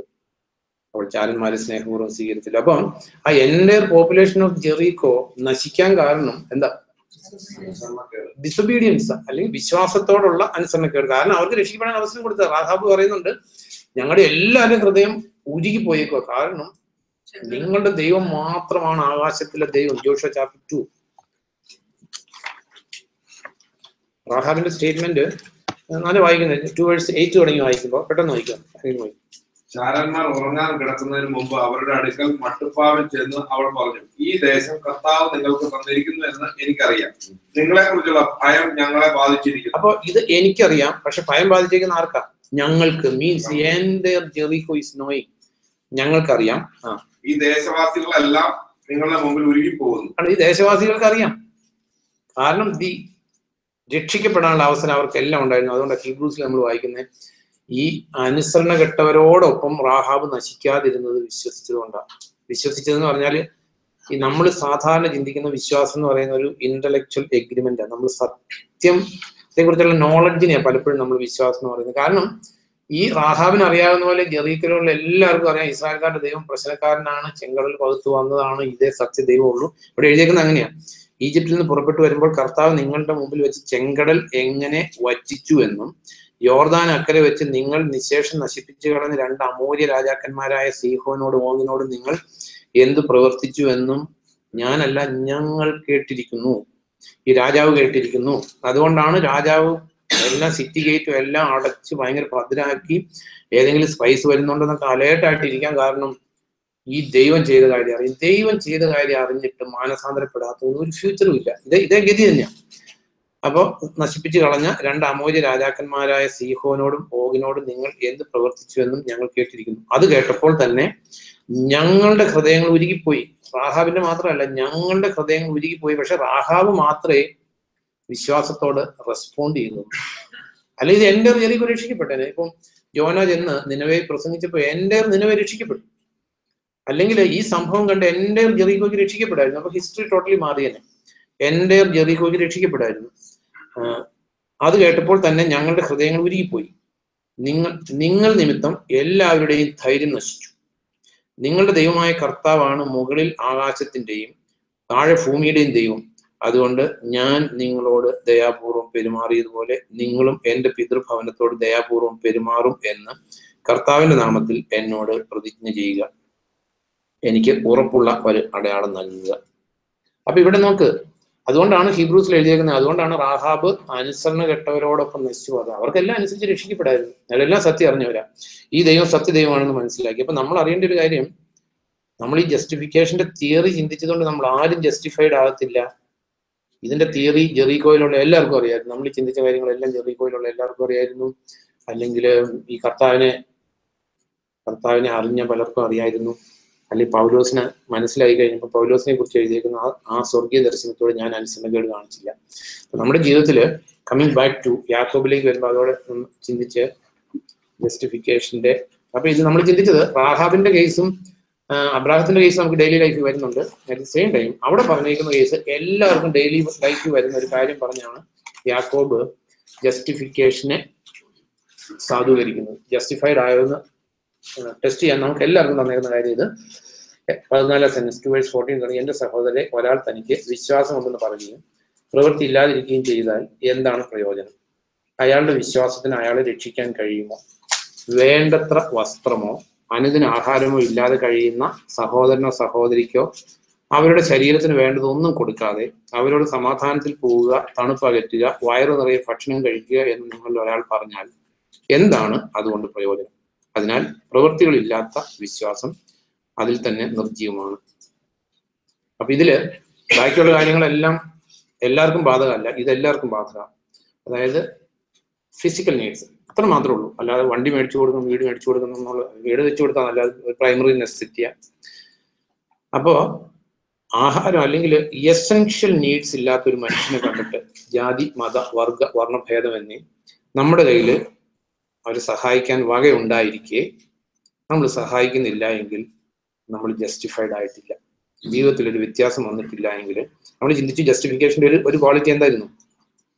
ദൈവത്തിന്റെ പരിശുദ്ധാത്മാവ് ഉള്ളിൽ, നിങ്ങൾ ദൈവത്തിന്റെ ആലയമാണെന്നും ദൈവാത്മാവ് നിങ്ങൾ കൂടികൊള്ളുന്നു എന്നും നിങ്ങൾക്ക് അറിയില്ലേ? നമ്മൾ സാമുവലിനെ കുറിച്ച് വായിക്കുമ്പോൾ 1 സാമുവൽ ചാപ്റ്റർ 10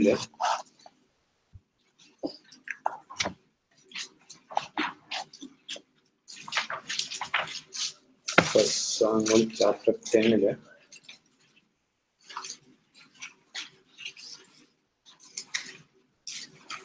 ശൗലിന്റെ കാര്യം എഴുതിക്കുന്നിടത്ത് അതിന്റെ മുഴുവൻ വായിക്കേണ്ട സംഭവം അറിയാം. അതിൽ 6ാം സെന്റൻസ് തുടങ്ങി വായിക്കുമ്പോൾ, അപ്പോൾ കർത്താവിന്റെ ചൈതന്യം ശക്തമായി നിന്നിൽ ആവസിക്കും. സാമുവേല് ശൗലിനോട് പറയുന്ന, അവരോടൊത്ത് നീയും പ്രവചിക്കും, നീ മറ്റൊരാളായി മാറും. ഈ അടയാളങ്ങൾ സംഭവിക്കുമ്പോൾ നിന്റെ കൈക്ക് നന്ന എന്ന് തോന്നുന്നത് ചെയ്യുക, ദൈവം നിന്റെ കൂടെയുണ്ട്. നീ എനിക്ക് എന്നിട്ട് അതിന്റെ 9ാം സെന്റൻസിൽ, ശമൂവേലിന്റെ അടുക്കൽ നിന്ന് പോകാനായി തിരിഞ്ഞപ്പോൾ അയാൾക്ക് ദൈവം ഹൃദയ പരിവർത്തനം ഉണ്ടാക്കി. അപ്പൊ ഇതില് ഇവിടെ എഴുതിയേക്കുന്ന 7ാം സെന്റൻസിൽ അതിൽ നീ മറ്റൊരാളായി മാറും. അപ്പൊ ദൈവത്തിന്റെ പരിസ്ഥിതി നമ്മൾ ചിന്തിച്ച് ജസ്റ്റിഫിക്കേഷന്റെ ഫലമായിട്ടുള്ളതെന്ന് പറഞ്ഞാൽ ദൈവത്തിന്റെ ആത്മാവ് ഉള്ളിൽ വരും. ദൈവത്തിന്റെ ഉള്ളിൽ വന്നാൽ എന്തായി തീരും? മറ്റൊരാളായി തീരും. അതാണ് പുതിയ സൃഷ്ടിയാകുന്നത്. അപ്പൊ നമ്മുടെ ജീവിതത്തില് ഈ പഴയ ദുഷിപ്പിന്റെയും അതെല്ലാം മാറി മരിച്ചിട്ട് ദൈവത്തിന്റെ ആത്മാവ് ഉള്ളിൽ വന്നിട്ടുണ്ടെങ്കിൽ നീ മറ്റൊരാളായി മാറും. മറ്റൊരാളായി മാറിക്കഴിയുമ്പോൾ 9ാം സെന്റൻസ്, അതായത് ശമൂവേലിന്റെ അടുക്കൽ നിന്ന് പോകാനായി തിരിഞ്ഞപ്പോൾ അയാൾക്ക് ചിന്തിക്കേണ്ട ഒരു കാര്യമാണ്. അയാൾ 2 രീതിയിൽ ഹൃദയ പരിവർത്തനം വരും. ഒന്ന്, നമ്മുടെ ബുദ്ധി, നമ്മുടെ എഫേർട്ട്, നമ്മുടെ പരിശ്രമത്താൽ കുറച്ചൊക്കെ മാറ്റം വരുത്താൻ ഏത് മനുഷ്യനും പറ്റും. നമുക്ക് വൈൽഡ് ആയിട്ടുള്ള സിംഹം തീ കൊണ്ടുള്ള സർക്കിളിനകത്തോടെ ചാടുന്ന കണ്ടിട്ടില്ലേ? അല്ലേ?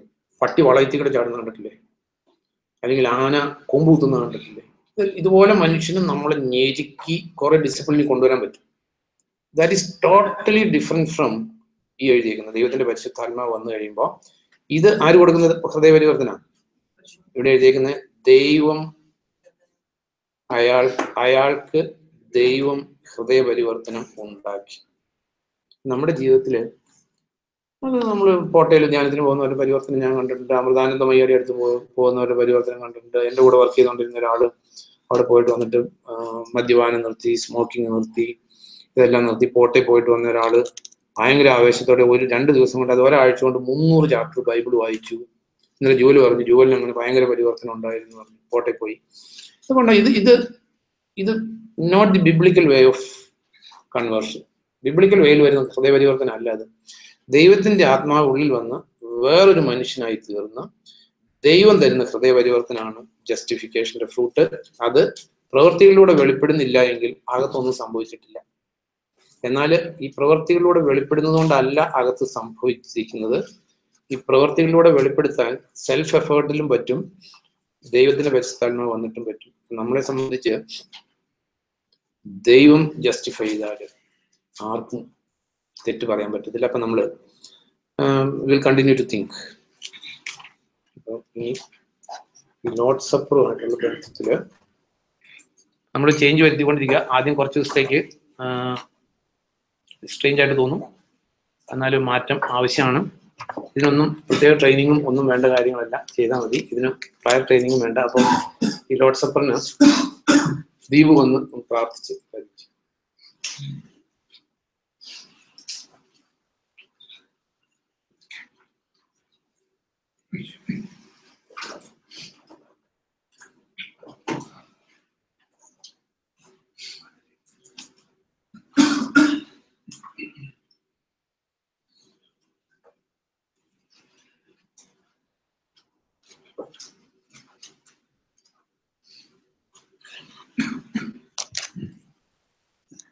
നമ്മളിവിടെ കൂടി വന്നിരിക്കുന്നതിൻ്റെ ഒരു പർപ്പസ് കർത്താവിൻ്റെ മരണത്തെ ഓർക്കാനാണ്. നമ്മൾ കർത്താവിൻ്റെ മേശയോട് ബന്ധപ്പെട്ട് സ്ഥിരം വായിക്കുന്ന വേദഭാഗം നമുക്ക് വായിക്കാം. 1 Corinthians 11:23. കർത്താവിൽ നിന്ന് ലഭിച്ചത് ഞാൻ നിങ്ങൾക്ക് ഏൽപ്പിച്ചു തന്നു. അത് ഇതാണ്, കർത്താവായ യേശു താൻ ഒറ്റിക്കൊടുക്കപ്പെട്ട രാത്രിയിൽ അപ്പം എടുത്ത് കൃതജ്ഞതാസ്തോത്രം ചെയ്ത ശേഷം അത് വിഭജിച്ചുകൊണ്ട് അരുൾ ചെയ്തു, ഇത് നിങ്ങൾക്കായുള്ള എന്റെ ശരീരമാകുന്നു, എന്റെ ഓർമ്മയ്ക്കായി ഇത് ചെയ്യുക. അപ്രകാരം തന്നെ അത്താഴത്തിന് ശേഷം പാനപാത്രം എടുത്ത് അരുൾ ചെയ്തു, ഈ പാനപാത്രം എന്റെ രക്തത്തിലുള്ള പുതിയ ഉടമ്പടിയാകുന്നു. നിങ്ങൾ ഇത് പാനം ചെയ്യുമ്പോഴെല്ലാം ഇത് എന്റെ ഓർമ്മയ്ക്കായി ചെയ്യുക. ഈ അപ്പം ഭക്ഷിക്കുകയും ഈ പാനപാത്രം കുടിക്കുകയും ചെയ്യുമ്പോഴെല്ലാം നിങ്ങൾ കർത്താവിന്റെ മരണം അവന്റെ ആഗമനം വരെ ഉദ്ഘോഷിക്കുന്നു. അതുകൊണ്ട് ആരെങ്കിലും അയോഗ്യമായ വിധത്തിൽ കർത്താവിന്റെ അപ്പം ഭക്ഷിക്കുകയോ പാനപാത്രം കുടിക്കുകയോ ചെയ്താൽ അയാൾ കർത്താവിന്റെ ശരീരത്തിനും രക്തത്തിനും എതിരെയുള്ള അതിക്രമത്താൽ അപരാധിയാകും. ഈ അപ്പം ഭക്ഷിക്കുകയും പാനപാത്രം കുടിക്കുകയും ചെയ്യുന്നതിന് മുമ്പ് ഓരോ മനുഷ്യനും ആത്മപരിശോധന നടത്തണം. ഈ ശരീരത്തെ വിവേചിച്ചറിയാതെ ഭക്ഷിക്കുകയും കുടിക്കുകയും ചെയ്യുന്നവൻ തന്റെ മേലുള്ള ന്യായവിധിയാണ് ഭക്ഷിക്കുകയും കുടിക്കുകയും ചെയ്യുന്നത്. അതുകൊണ്ടാണ് നിങ്ങളിൽ പലരും ബലഹീനരും രോഗികളുമാകുന്നതും ചിലർ മരിക്കുന്നതും. നാം തന്നെ നമ്മെ ശരിയായി വിധിച്ചിരുന്നെങ്കിൽ നാം വിധിക്കപ്പെടുമായിരുന്നില്ല. കർത്താവ് നമ്മെ വിധിക്കുമ്പോൾ നമുക്ക് ശിക്ഷണമാണ് നൽകുന്നത്. ലോകത്തിനൊപ്പം നാം കുറ്റം വിധിക്കപ്പെടാതിരിക്കേണ്ടതിനാണ്. ഇപ്പം എഴുതപ്പെട്ടിരിക്കുന്ന പോലെ നമുക്ക് തന്നെ ആത്മപരിശോധന നടത്താം. കർത്താവിന് മുമ്പിൽ ഓരോരുത്തരും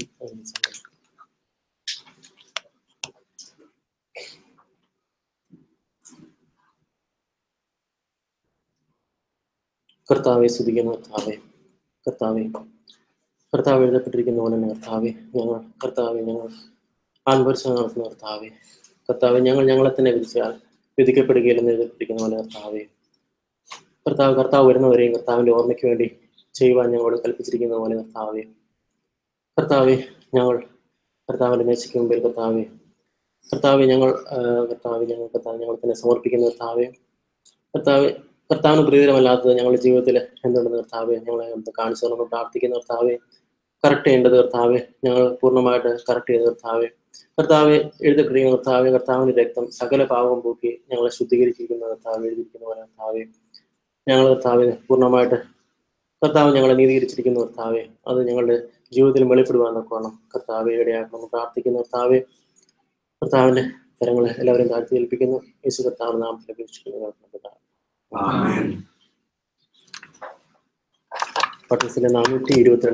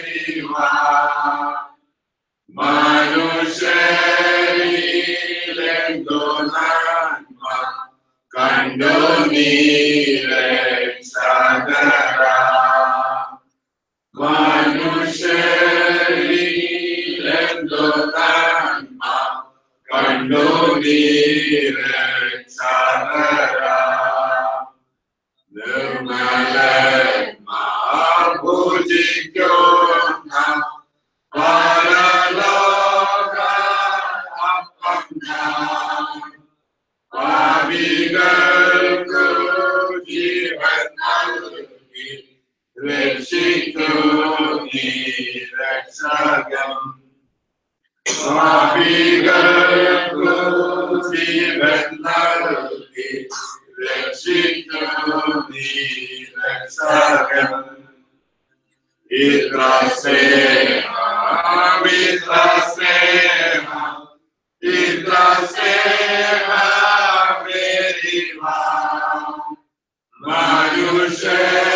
മനുഷ്യരിലെന്തു നന്മ കണ്ടു നീ രക്ഷകനാം.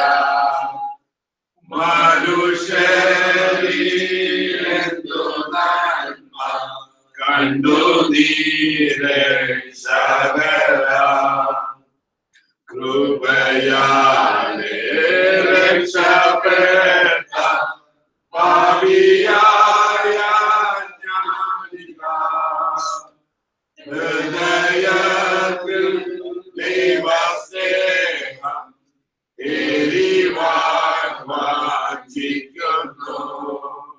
ഹൃദയത്തിൽ ദൈവസ്നേഹം എരിവാൻ വാഞ്ചിക്കുന്നു. ഇത്ര സ്നേഹം ഇത്ര സ്നേഹം ഇത്ര സ്നേഹം എരിവാൻ മനുഷ്യരിലെന്തു നന്മ കണ്ടു നീ രക്ഷകനാം. മനുഷ്യരിലെന്തു നന്മ കണ്ടു നീ രക്ഷകനാം. പാപിയിൽ പ്രധാനിയായി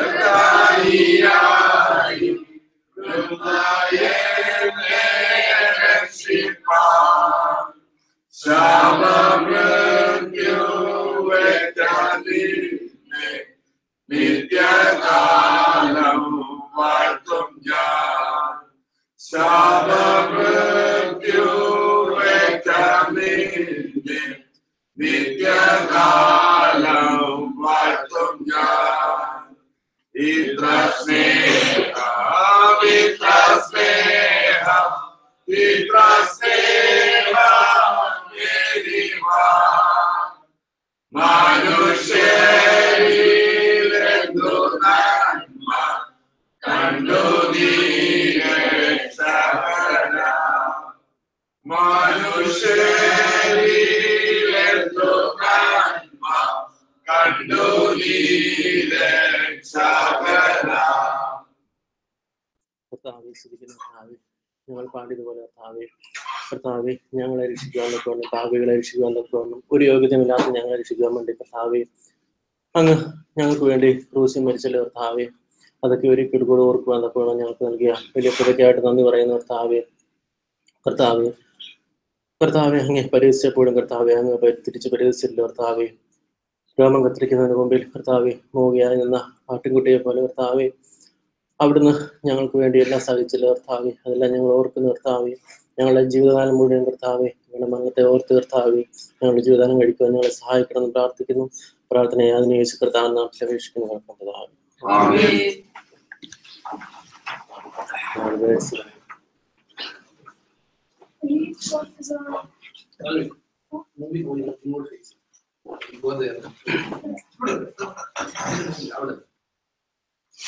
For he offers our peace, having made both one and for he offers our peace, having made both one and broken down the middle wall of separation, having abolished the enmity in his flesh, that is the law of commandments contained in the ordinances, created two men from the one box, making peace. Galatians chapter 2, verse 18.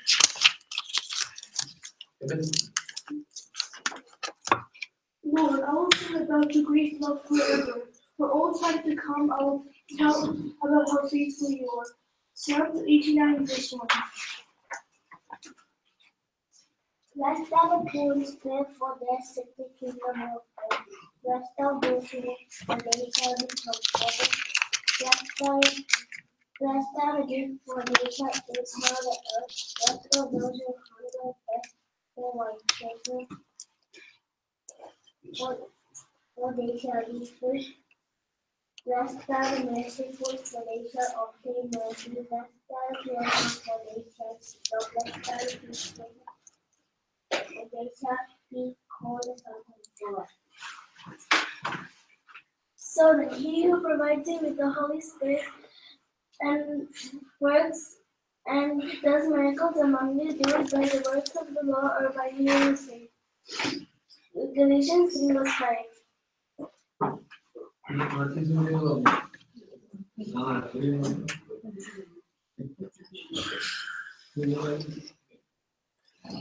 പ്രാർത്ഥന വിഷയം സാത്രം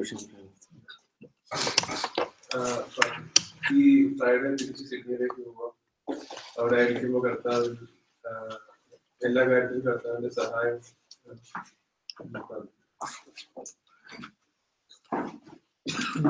സന്തോഷമുണ്ട്. ഇന്ന് ഞങ്ങളുടെ വിവാഹവാർഷികവും വർഷം കർത്താവ് ഞങ്ങളെ കാത്തുപരിപാലിച്ചതിന് നന്ദി പറയുന്നു. നമുക്ക് ദാനമായി ഒരു മകനെയും തന്നതിനും നന്ദി പറയുന്നു. ഇനിയുള്ള ദിവസങ്ങൾ കൂടുതലും കർത്താവിലേക്ക് ഞങ്ങൾക്ക് ഇറങ്ങുവാൻ അവിടുന്ന് എല്ലാവരും വേണ്ടി പ്രാർത്ഥിക്കുന്നു.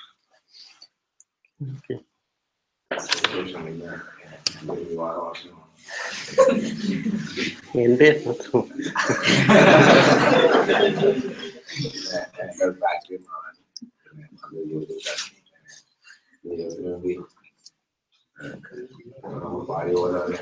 ആ ഒരു വാഞ്ച ദൈവത്തിന് വേണ്ടി ജീവിക്കാൻ ഭാവിയായിട്ടിരുന്ന ഭാവിയായിട്ടിരുന്ന എന്നെ ഈ ദൈവം ഈ ബന്ധത്തിലോട്ട് എത്തിച്ച് ദൈവത്തിന് കൂടുതൽ വാഞ്ചയോടുകൂടി ജീവിക്കാനുള്ള ഒരു ആ ഒരു ദിവസത്തിന് വേണ്ടി പ്രാർത്ഥന.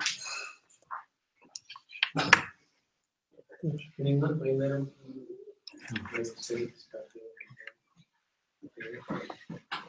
എല്ലാവരും അറ്റൻഡ് ചെയ്യാറില്ല, പക്ഷെ എല്ലാവരും പ്രാർത്ഥിക്കണം.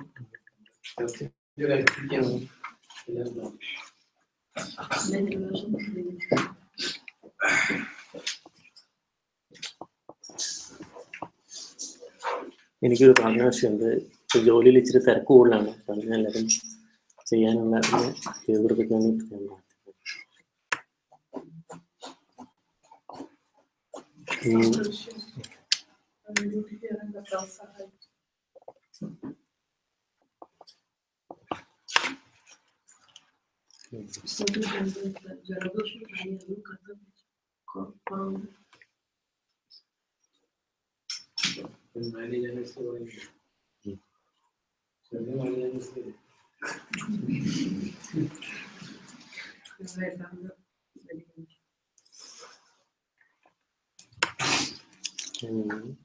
പ്രകടനം പറയാനുള്ള സമയമാണ്.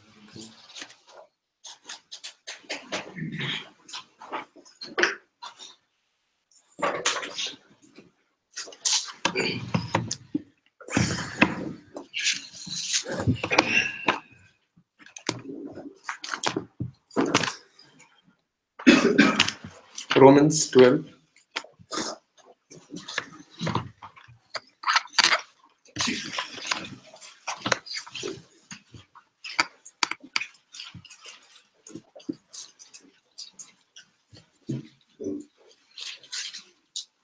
Romans 12-ന്റെ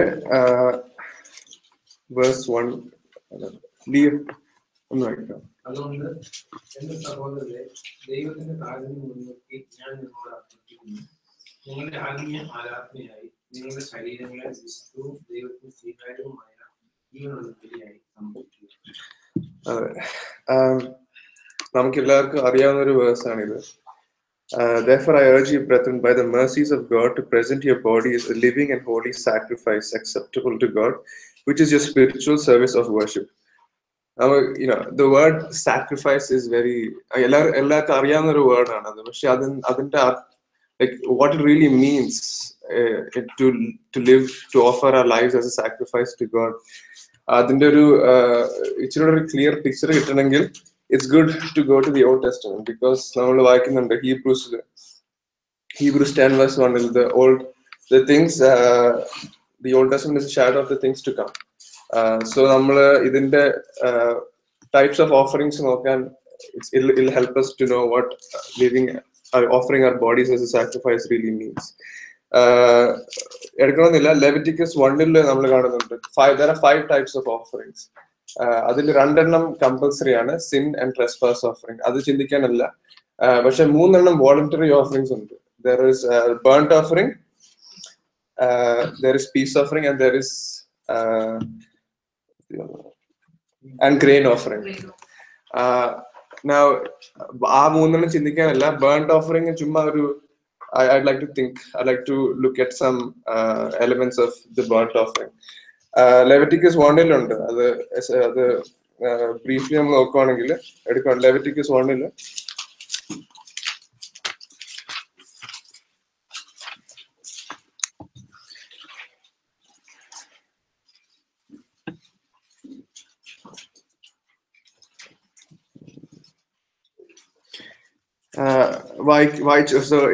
so it's basically about offering other two components in it.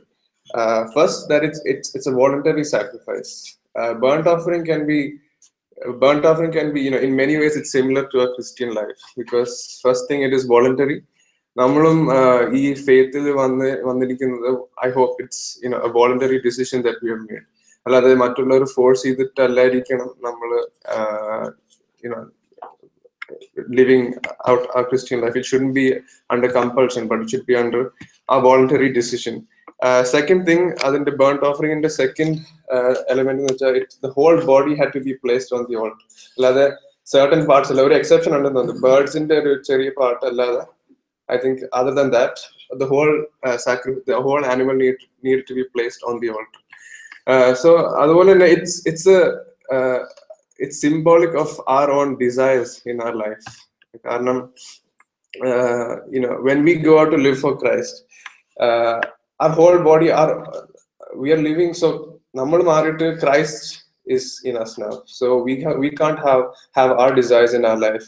We can't live the way we want to live, but it has to be Christ's desires that fill our hearts, and has to be on the altar. So if we have any desires in our life, desires don't misunderstand what I'm saying, because it's really important to align our own desires with God's desires.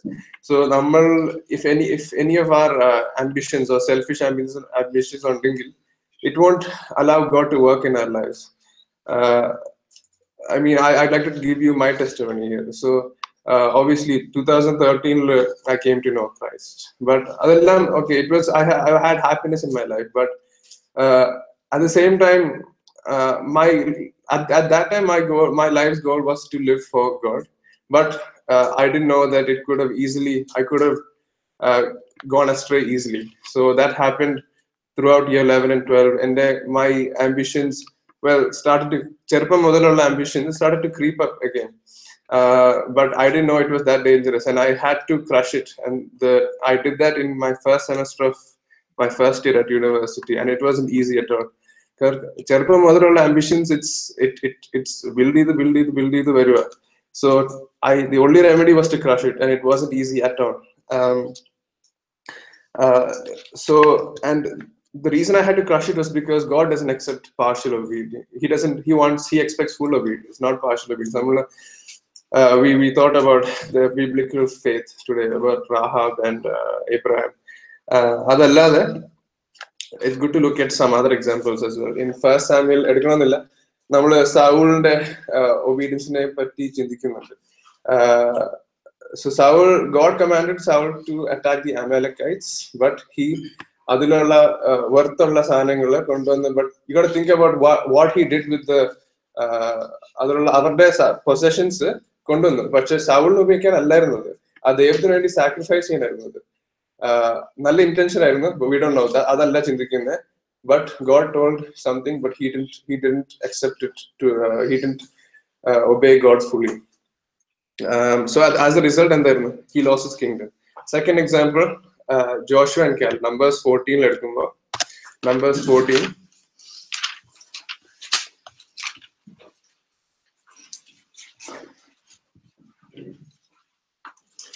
Numbers 14 verse 24 വായിക്കുകയാണെങ്കിൽ, വ്യത്യസ്തമായ ചൈതന്യമുള്ളവനും എന്നെ പൂർണ്ണമായി അനുസരിച്ചവനുമായ Caleb, അതുകൊണ്ട് എന്റെ ദാസനായ കാലേബിനെ അയാൾ പോയിരുന്ന ദേശത്ത് ഞാൻ കൊണ്ടെത്തിക്കും, അയാളുടെ തലമുറകൾ സ്വന്തമാക്കുകയും ചെയ്യും. So നമ്മൾ കാണുന്നുണ്ട്, Caleb obeyed the Lord fully. So God expects nothing less than full obedience. നമ്മൾ ഇഷ്ടപ്പെട്ട it doesn't matter what we think. The Bible says God wants full obedience. Partial obedience is not good enough for God. As long as we don't come to that standard, God can never work in our lives. How much ever we love God, I mean, loving God, obviously, like we think about it every week. Loving God is what? Obey His commandment, right? So full obedience and this having desires is not bad, a bad thing at all. But Luke 8,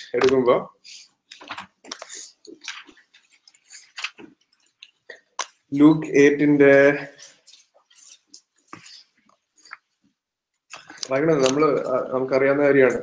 Luke 8, it says, there is the seed fell on rocky, on the wayside, on rocky soil, and among thorns.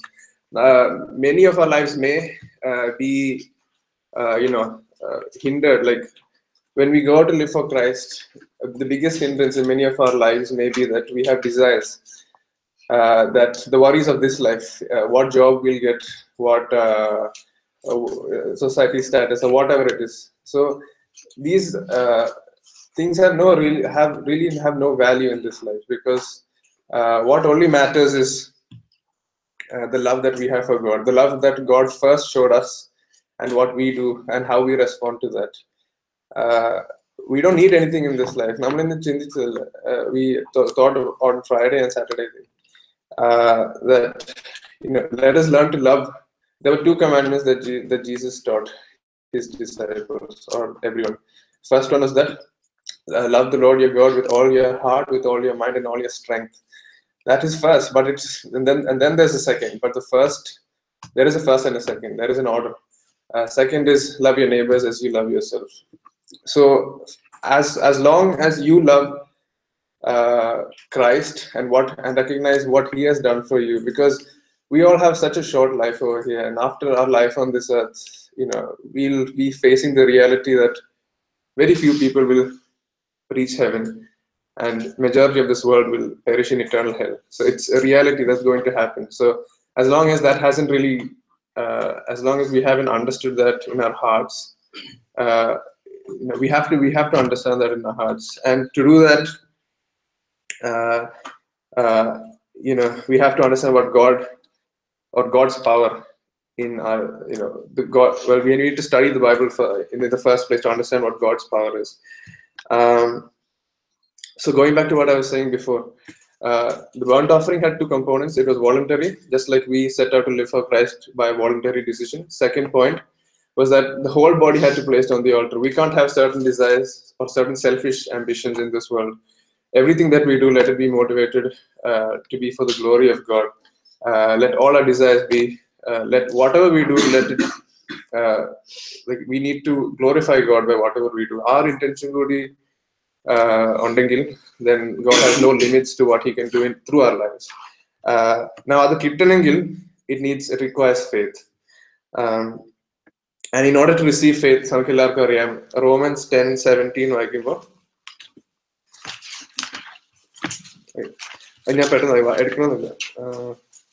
so faith comes from hearing, and hearing by the word of Christ. There's only one way you can receive faith, and that's studying the word of God. And this indicates the importance to study God's word in our lifetime. So many of us, we are 18, 19, 20, 21 years, we don't know where we will be in 5 years' time. So wherever we are, it really requires us to study God's word. And why are we studying it? Not to tell others, never.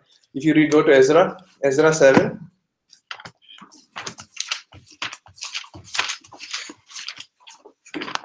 Ezra 7:10 For Ezra had set his heart to study the law of the Lord and to practice it and to teach His statutes and ordinances in Israel. This is the reason we are studying, not to. We can come to church on Friday and Sunday and talk to others, but what's more important, what's of primary importance, is to study the word and practice it in our own lives, and not to compare ourselves with others. Because coming on Fridays and Sundays, we can easily compare our faith with others. Some people may show greater spirituality than what they really have, but it's really important to stay away from that. Stay away from comparison. Comparing others is a sign of a lack of understanding. So this is the reason we have to study God's word, to know His will in our life. And like I said earlier, we're doing that because what? We want God to control our lives. And when there are examples in the Bible, like I just said, where God controls people's life. Abraham, the quality of the biblical faith, Abraham's quality was that he went out not knowing where he was going to go. It was a sign of total reliance. Let us not lean on our own understanding of where God will lead our life. Let us completely rely on Him. An example, another inspirational verse for me was Psalm 131.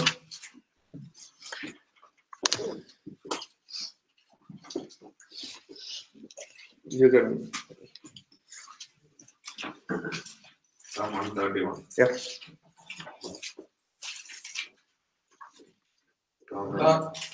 Full. എന്റെ ഹൃദയം അംഗീകരിക്കുന്നില്ല, എന്റെ കണ്ണുകൾ ഗർവ് കാട്ടുന്നില്ല. മഹാകാര്യങ്ങളിലോ എനിക്ക് അതിവിസ്മയകരമായ കാര്യങ്ങളിലോ ഞാൻ മനസ്സിരുത്തുന്നില്ല. മുലകുടി കഴിഞ്ഞ അമ്മയോടൊത്ത് കഴിയുന്ന ശിശുവിനെ പോലെ എന്നെ ഞാൻ ശാന്തനും സ്വസ്ഥനുമാക്കി. മുലകുടി കഴിഞ്ഞ കുഞ്ഞിനെ പോലെ ശാന്തനാണ് ഞാൻ. ഇസ്രായേലെ ഇപ്പോഴും എപ്പോഴും കർത്താവിൽ പ്രത്യാശ അർപ്പിക്കുക. So this is the type of reliance that God expects. കാരണം നമ്മൾ കാണുന്നുണ്ട്, കാരണം നമ്മളൊരു ഹാഫ് ഹാർട്ടഡ് ഒരു കണ്ടീഷൻ കൊണ്ട് ദൈവത്തെ സെർവ് ചെയ്യാൻ നോക്കിയാൽ for me, I can't do it. And by the grace of God, I can testify in front of you that I'm continuing to experience God's love for me, and I'm able to trust completely in God, not because of what I did, but God has given me the grace to do that. And I'm gonna say that once we start doing that, once we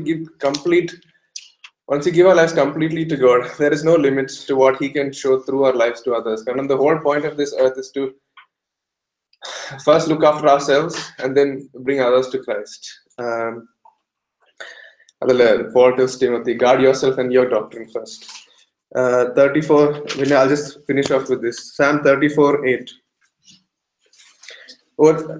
I'll just read it. Oh, taste and see that the Lord is good. How blessed is the man who takes refuge in Him. That's it.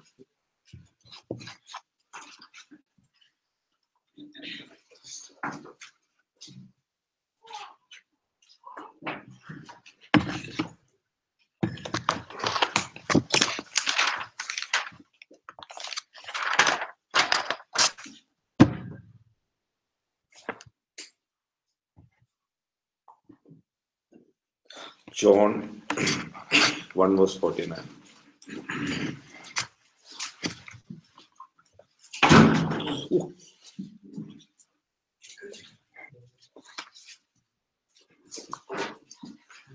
John 1:49. Nathanael യേശുവിനോട് പറഞ്ഞു, റബി, നീ ദൈവത്തിന്റെ പുത്രനാണ്, നീ ഇസ്രായേലിന്റെ രാജാവാണ്. യേശു അയാളോട് പറഞ്ഞു, അത്തിമരത്തിന്റെ ചുവട്ടിൽ നിന്നെ കണ്ടുവെന്ന് ഞാൻ പറഞ്ഞതുകൊണ്ടാണോ നീ വിശ്വസിക്കുന്നത്? ഇവിടെ നമ്മൾ കാണുന്നത് നഥനയേലിനോട് യേശു സംസാരിക്കുന്നതാണ്.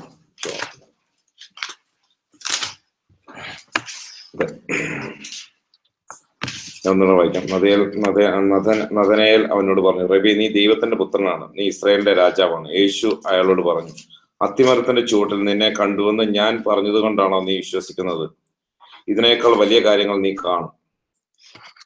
നമ്മളിവിടെ കാണുന്നുണ്ട്. ശരിക്കും നഥനയേൽ പറഞ്ഞ ആ വാക്യാണ് ശരിക്കും എന്നെ സ്ട്രൈക്ക് ചെയ്ത കാര്യം. അതായത് യേശു ക്രിസ്തുവിനോട് പറഞ്ഞ, അതായത് നീ ദൈവത്തിന്റെ പുത്രനാണെന്ന് നഥനയേൽ യേശു ക്രിസ്തുവിനോട് പറയുന്നു. അന്നേരം നീ ഇസ്രായേലിന്റെ രാജാവാണെന്ന് പറയുന്നു. യേശു ക്രിസ്തു നഥനയേലിനോട് പറയുകയാണ്, നീ ഇത് പറഞ്ഞത് എങ്ങനെയാണെന്ന് എനിക്കറിയാമെന്നാ പറഞ്ഞത്. ശരിക്കും അതായത് നഥനയേലിനോട് മുൻപ് പറഞ്ഞു, നീ അത്തിവൃക്ഷത്തിന് മുമ്പിൽ ഇരിക്കുന്നത് ഞാൻ നിന്നെ കണ്ടു എന്ന് പറഞ്ഞപ്പോൾ അതുകൊണ്ടാണ്, അതായത് അങ്ങനെ ഒരു അടയാളം കാണിച്ചത് കൊണ്ടാണ് യേശുക്രിസ്തു ദൈവപുത്രനാണെന്നും നഥനയേൽ പറഞ്ഞെന്ന് യേശുക്രിസ്തു പറഞ്ഞു. അതിനു മുമ്പ് നമ്മൾ അതിന്റെ തന്നെ 43-ാമത്തെ വാക്യത്തിൽ ഫിലിപ്പോസ് നഥനയേലിനെ കണ്ടു പറയുന്നുണ്ട്, മോശ നിയമത്തിനും പിന്നെ പ്രവാചകരും ആരെപ്പറ്റി എഴുതിയിരിക്കുന്നുവോ അവനെ ഞങ്ങൾ കണ്ടെത്തിയിരിക്കുന്നു, യോസഫിന്റെ പുത്രനായ നസ്രയത്തിലെ യേശുവിനെ. നഥനയേൽ അയാളോട് ചോദിച്ചു, നസ്രയത്തിൽ നിന്ന് എന്തെങ്കിലും നന്മ വരുമോ? ഫിലിപ്പോസ് അയാളോട് പറഞ്ഞു, വന്ന് കാണുക. നന്ദനയിൽ തന്റെ അടുക്കലേക്ക് വരുന്ന യേശു കണ്ടു. ഇപ്പോഴാണ് ഈ സമയത്താണ് ശരിക്കും യേശുവിനെ കുറിച്ച് ഒരു കാര്യം നന്ദനയിൽ യേശുവിനോട് പറയുന്നത്. യേശു പറഞ്ഞു, ഇത് ശരിക്കും നിന്റെ ആത്മാവിൽ നിന്നല്ല ഇത് വന്നേക്കുന്നത്. ശരിക്കും ഞാനൊരു അടയാളം പറഞ്ഞത് കൊണ്ട് ആണ് നിന്റെ വായിൽ നിന്ന് ഇങ്ങനെ വന്നേക്കുന്നത്. നമുക്ക് ഇതുപോലെ ഒരു സാഹചര്യം മാത്യു 16:16 പത്രോസ് പറയുന്നത് കൂടെ ഒന്ന് വായിക്കാം.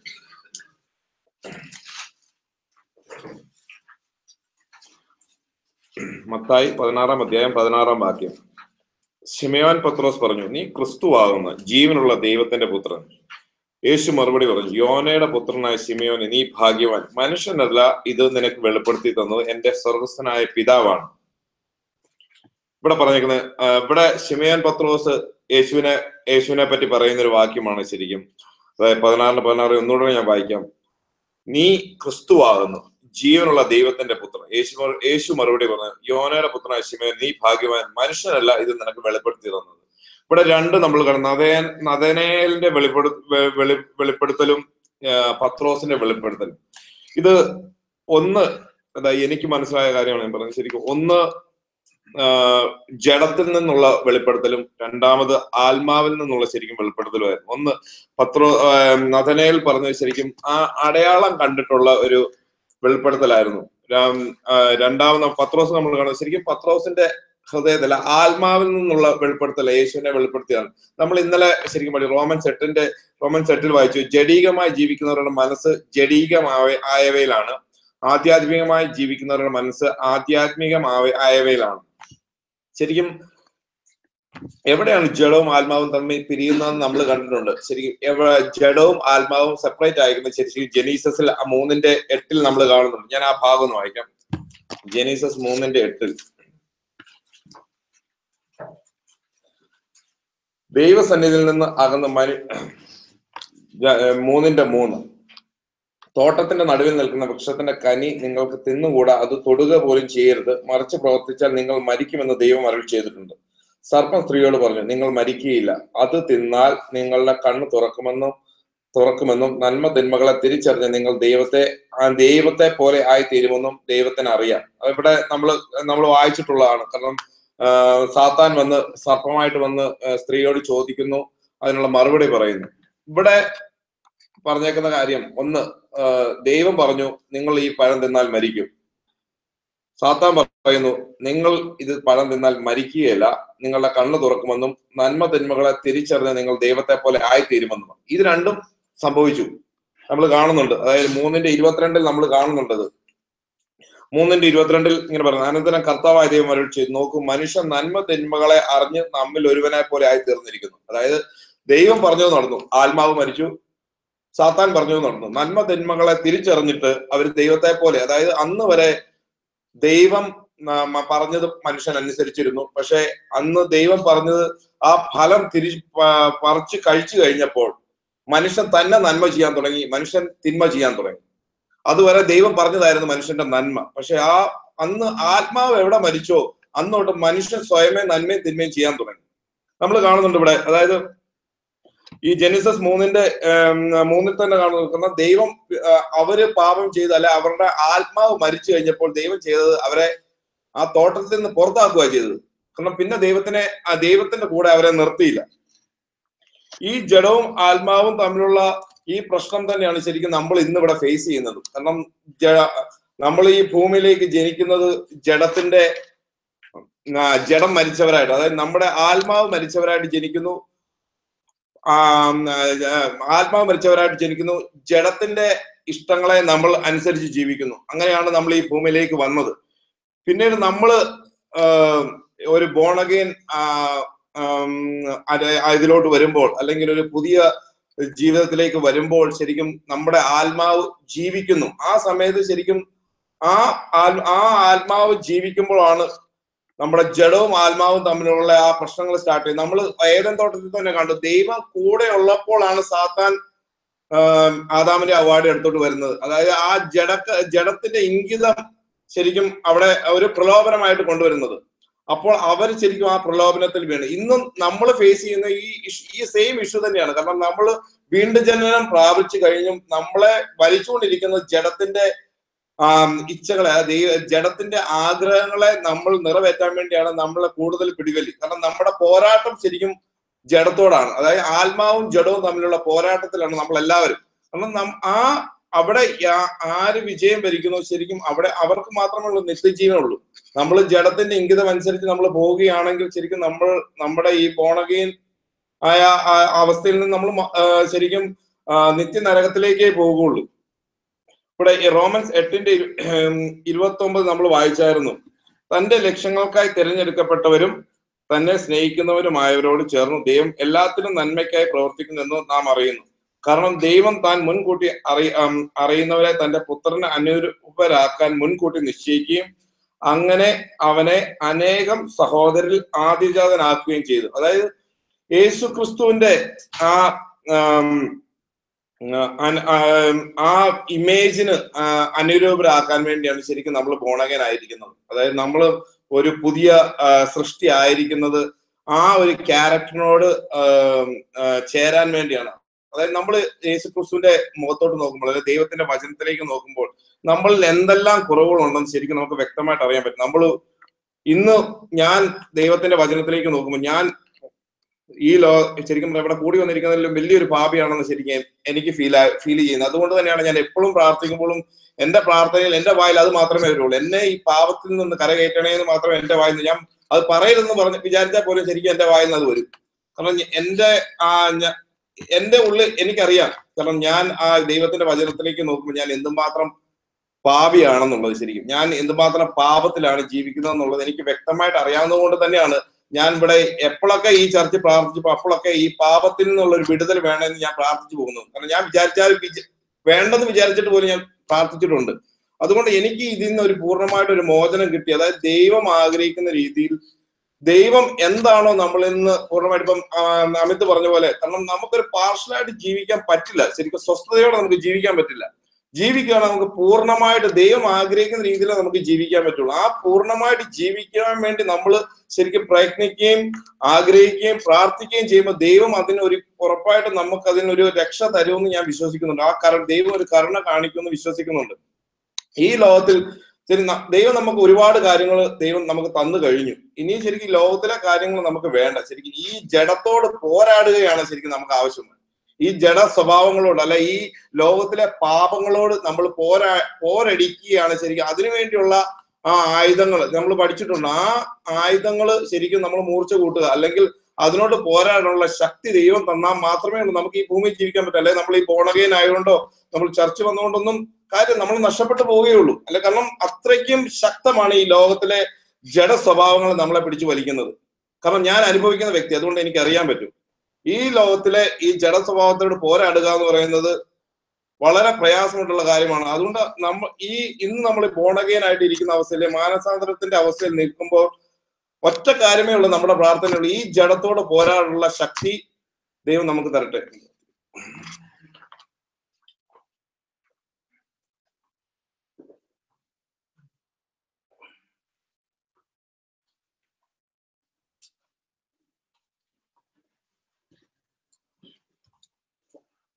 പാഠപുസ്തകത്തിലെ 292.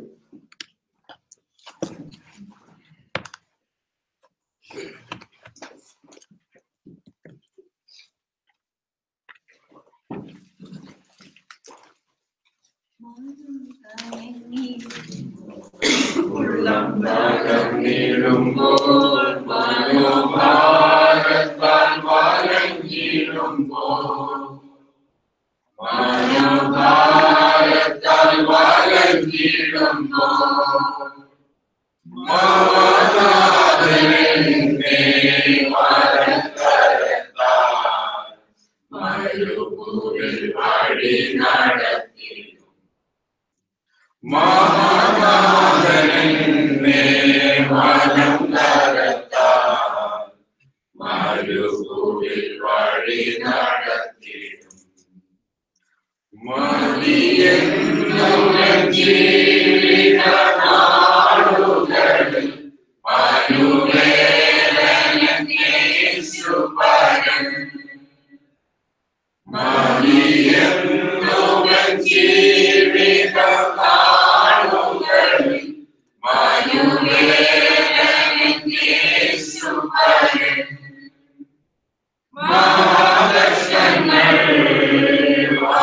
കീഴിലും മറവിൽ ഞാൻ ആശ്വസിച്ചിടും. മഹാകഷ്ടങ്ങൾ വന്നിടിലും മറവിൽ ഞാൻ ആശ്വസിച്ചിടും. മനം കലങ്ങിടുമ്പോൾ ഉള്ളം കലങ്ങിടുമ്പോൾ മനോഭാരത്താൽ വലഞ്ഞിടുമ്പോൾ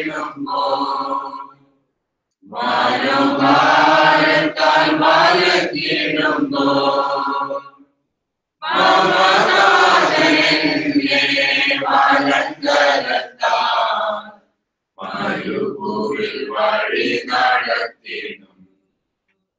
മമനാഥനെന്നെ വലങ്കരത്താൽ മരുഭൂവിൽ വഴി നടത്തിടും. മണ്ണിൽ മറഞ്ഞിടുമെല്ലാം ആകുലവും മഹത്സ്നേഹത്തെ ഓർത്തിടുമ്പോൾ.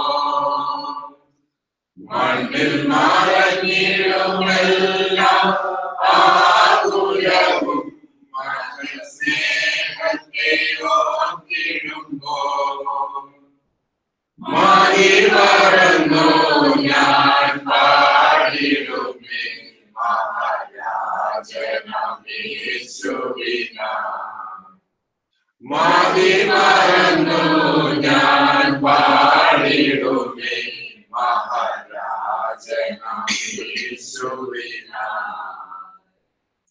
മനം കലങ്ങിടുമ്പോൾ ഉള്ളം കലങ്ങിടുമ്പോൾ മനോഭാരത്താൽ വലഞ്ഞിടുമ്പോൾ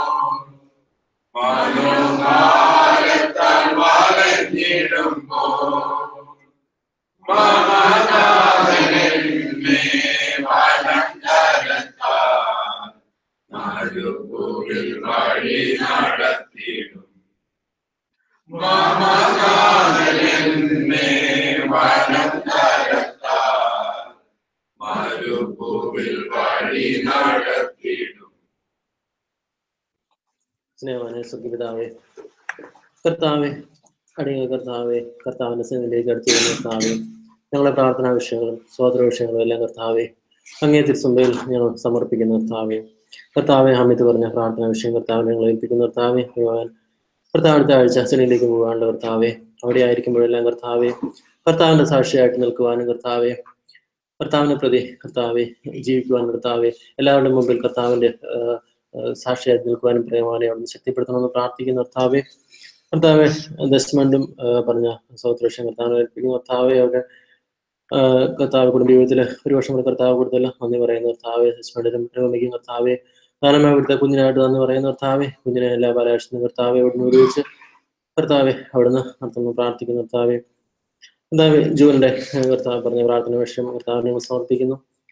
ജൂവിന് കർത്താവെ ബാക്ക് പെയിനിലെത്തിയും കർത്താവെ പരിപൂർണമായ സൗഖ്യം കൊടുക്കുമെന്ന് പ്രാർത്ഥിക്കുന്ന കർത്താവെ, കർത്താവെ ഞങ്ങൾ വിശ്വസിക്കുന്ന കർത്താവെ, കർത്താവിന്റെ അടുത്ത് ഞാനുള്ള സൗഖ്യം കർത്താവെ, കർത്താവെ ഞങ്ങൾ ഏറ്റെടുക്കുക വിശ്വസിക്കുന്ന കർത്താവെ, അങ്ങ് കർത്താവെ അവിടുന്ന് പകരണമെന്ന് പ്രാർത്ഥിക്കുന്ന കർത്താവെ, അതുപോലെ തന്നെ കർത്താവെ ജോലിക്ക് വേണ്ടിയൊക്കെ ആഗ്രഹിക്കുന്ന കർത്താവെ അവിടുന്ന് കാരണം കാണിക്കണമെന്ന് പ്രാർത്ഥിക്കുന്ന കർത്താവെ, കർത്താവെ ജോലിന്റെയും ഷറിന്റെയൊക്കെയും കർത്താവെ കുടുംബ ജീവിതത്തിൽ കർത്താവെ ഒരു വർഷം കൂടെ കൊടുത്തല്ലോ കർത്താവെ, കർത്താവെ അവരെ കർത്താവെ കൂടുതലായിട്ട് കർത്താവെ കർത്താവിൽ ഏറെ കർത്താവെ കർത്താവിന്റെ ഉള്ള ഭക്തിയിലും സ്നേഹത്തിലും എല്ലാം വർദ്ധിച്ചിരുവാൻ നോക്കണം. കുടുംബമായിട്ട് അവരെ അവിടുന്ന് സഹായിക്കണമെന്ന് പ്രാർത്ഥിക്കുന്നതാണ്. കുഞ്ഞിനായിട്ട് സമർപ്പിക്കുന്ന കർത്താവെ, കുഞ്ഞിനെ കർത്താവിന് പ്രയോജനം വളർത്താനൊക്കെയുള്ള വിജ്ഞാനം കർത്താവെ കൊടുക്കണമെന്ന് പ്രാർത്ഥിക്കുന്ന കർത്താവെ, കർത്താവ് ജൂവിന്റെ വീട്ടിലൊക്കെ കർത്താവ് ദേശ കർത്താവ് ഇന്നു മുതൽ തുടങ്ങാനൊക്കെ ആഗ്രഹിക്കുന്ന ബൈബിൾ സ്റ്റഡി കർത്താവിനെ സമർപ്പിക്കുന്ന കർത്താവെ, കർത്താവെ കർത്താവിന്റെ നാമത്തിന്റെ കർത്താവ് ആ സുവിശേഷം കർത്താവെ ഞങ്ങള് കർത്താവെ കർത്താവിന്റെ കൽപ്പനയാണല്ലോ കർത്താവെ സർവ്വ സൃഷ്ടികളോടും കർത്താവെ കർത്താവിന്റെ സുവിശേഷം അറിയിക്കുക എന്നുള്ളത് കർത്താവെ, ആ ദൗത്യം കർത്താവെ ഞങ്ങൾ കർത്താവ് ഒരുപടിയായിട്ട് കർത്താവ് ഞങ്ങൾ ചെയ്യുമ്പോൾ കർത്താവെ അവിടുന്ന് കൂടെ ഇരിക്കണമെന്ന് പ്രാർത്ഥിക്കുന്ന കർത്താവെ, കർത്താവെ ആഗ്രഹിക്കുന്നവരെല്ലാം കർത്താവെ അവിടുന്ന് കൂട്ടിയെടുത്തെന്ന് പ്രാർത്ഥിക്കുന്ന കർത്താവെ, അതിനുള്ള വിജ്ഞാനം എല്ലാം കർത്താവെ കർത്താവിന്റെ പരിശുദ്ധാത്മാവ് കർത്താവെ അവിടുന്ന് സജാടനം ജോലിനൊക്കെയും കർത്താവെ അവിടുന്ന് കൊടുക്കണമെന്ന് പ്രാർത്ഥിക്കുന്ന കർത്താവെ, കർത്താവെ മമ്മി പറഞ്ഞ സ്വോത്രനായിട്ട് എന്ന് പറയുന്ന കർത്താവെ കോളിൽ നിന്നൊക്കെയും കർത്താവെ അവിടുന്ന് സൗഖ്യം നൽകിയല്ലോ കർത്താവെ, നന്ദി പറയുന്നു കർത്താവെ. കർത്താവ് ജോൺ ചേച്ചിയുടെ ഡ്യൂട്ടിയിലെല്ലാം കർത്താവെ തിരിച്ചു കയറുവാനൊക്കെ കർത്താവ് സഹായിച്ചില്ല കർത്താവെ. കർത്താവ് കൊടുക്കുന്ന സൗഖ്യത്തിനായിട്ട് നന്ദി പറയുന്നു കർത്താവെ.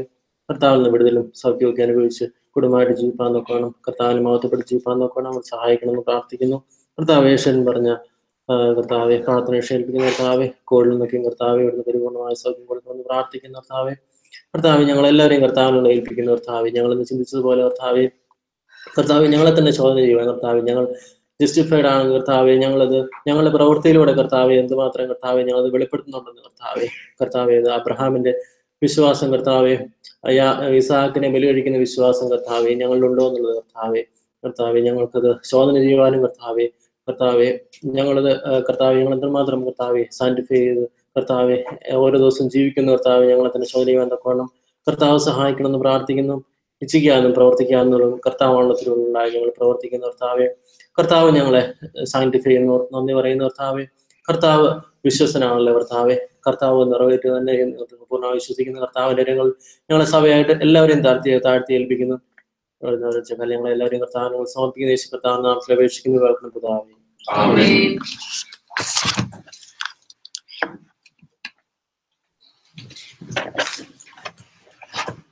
Sunday school,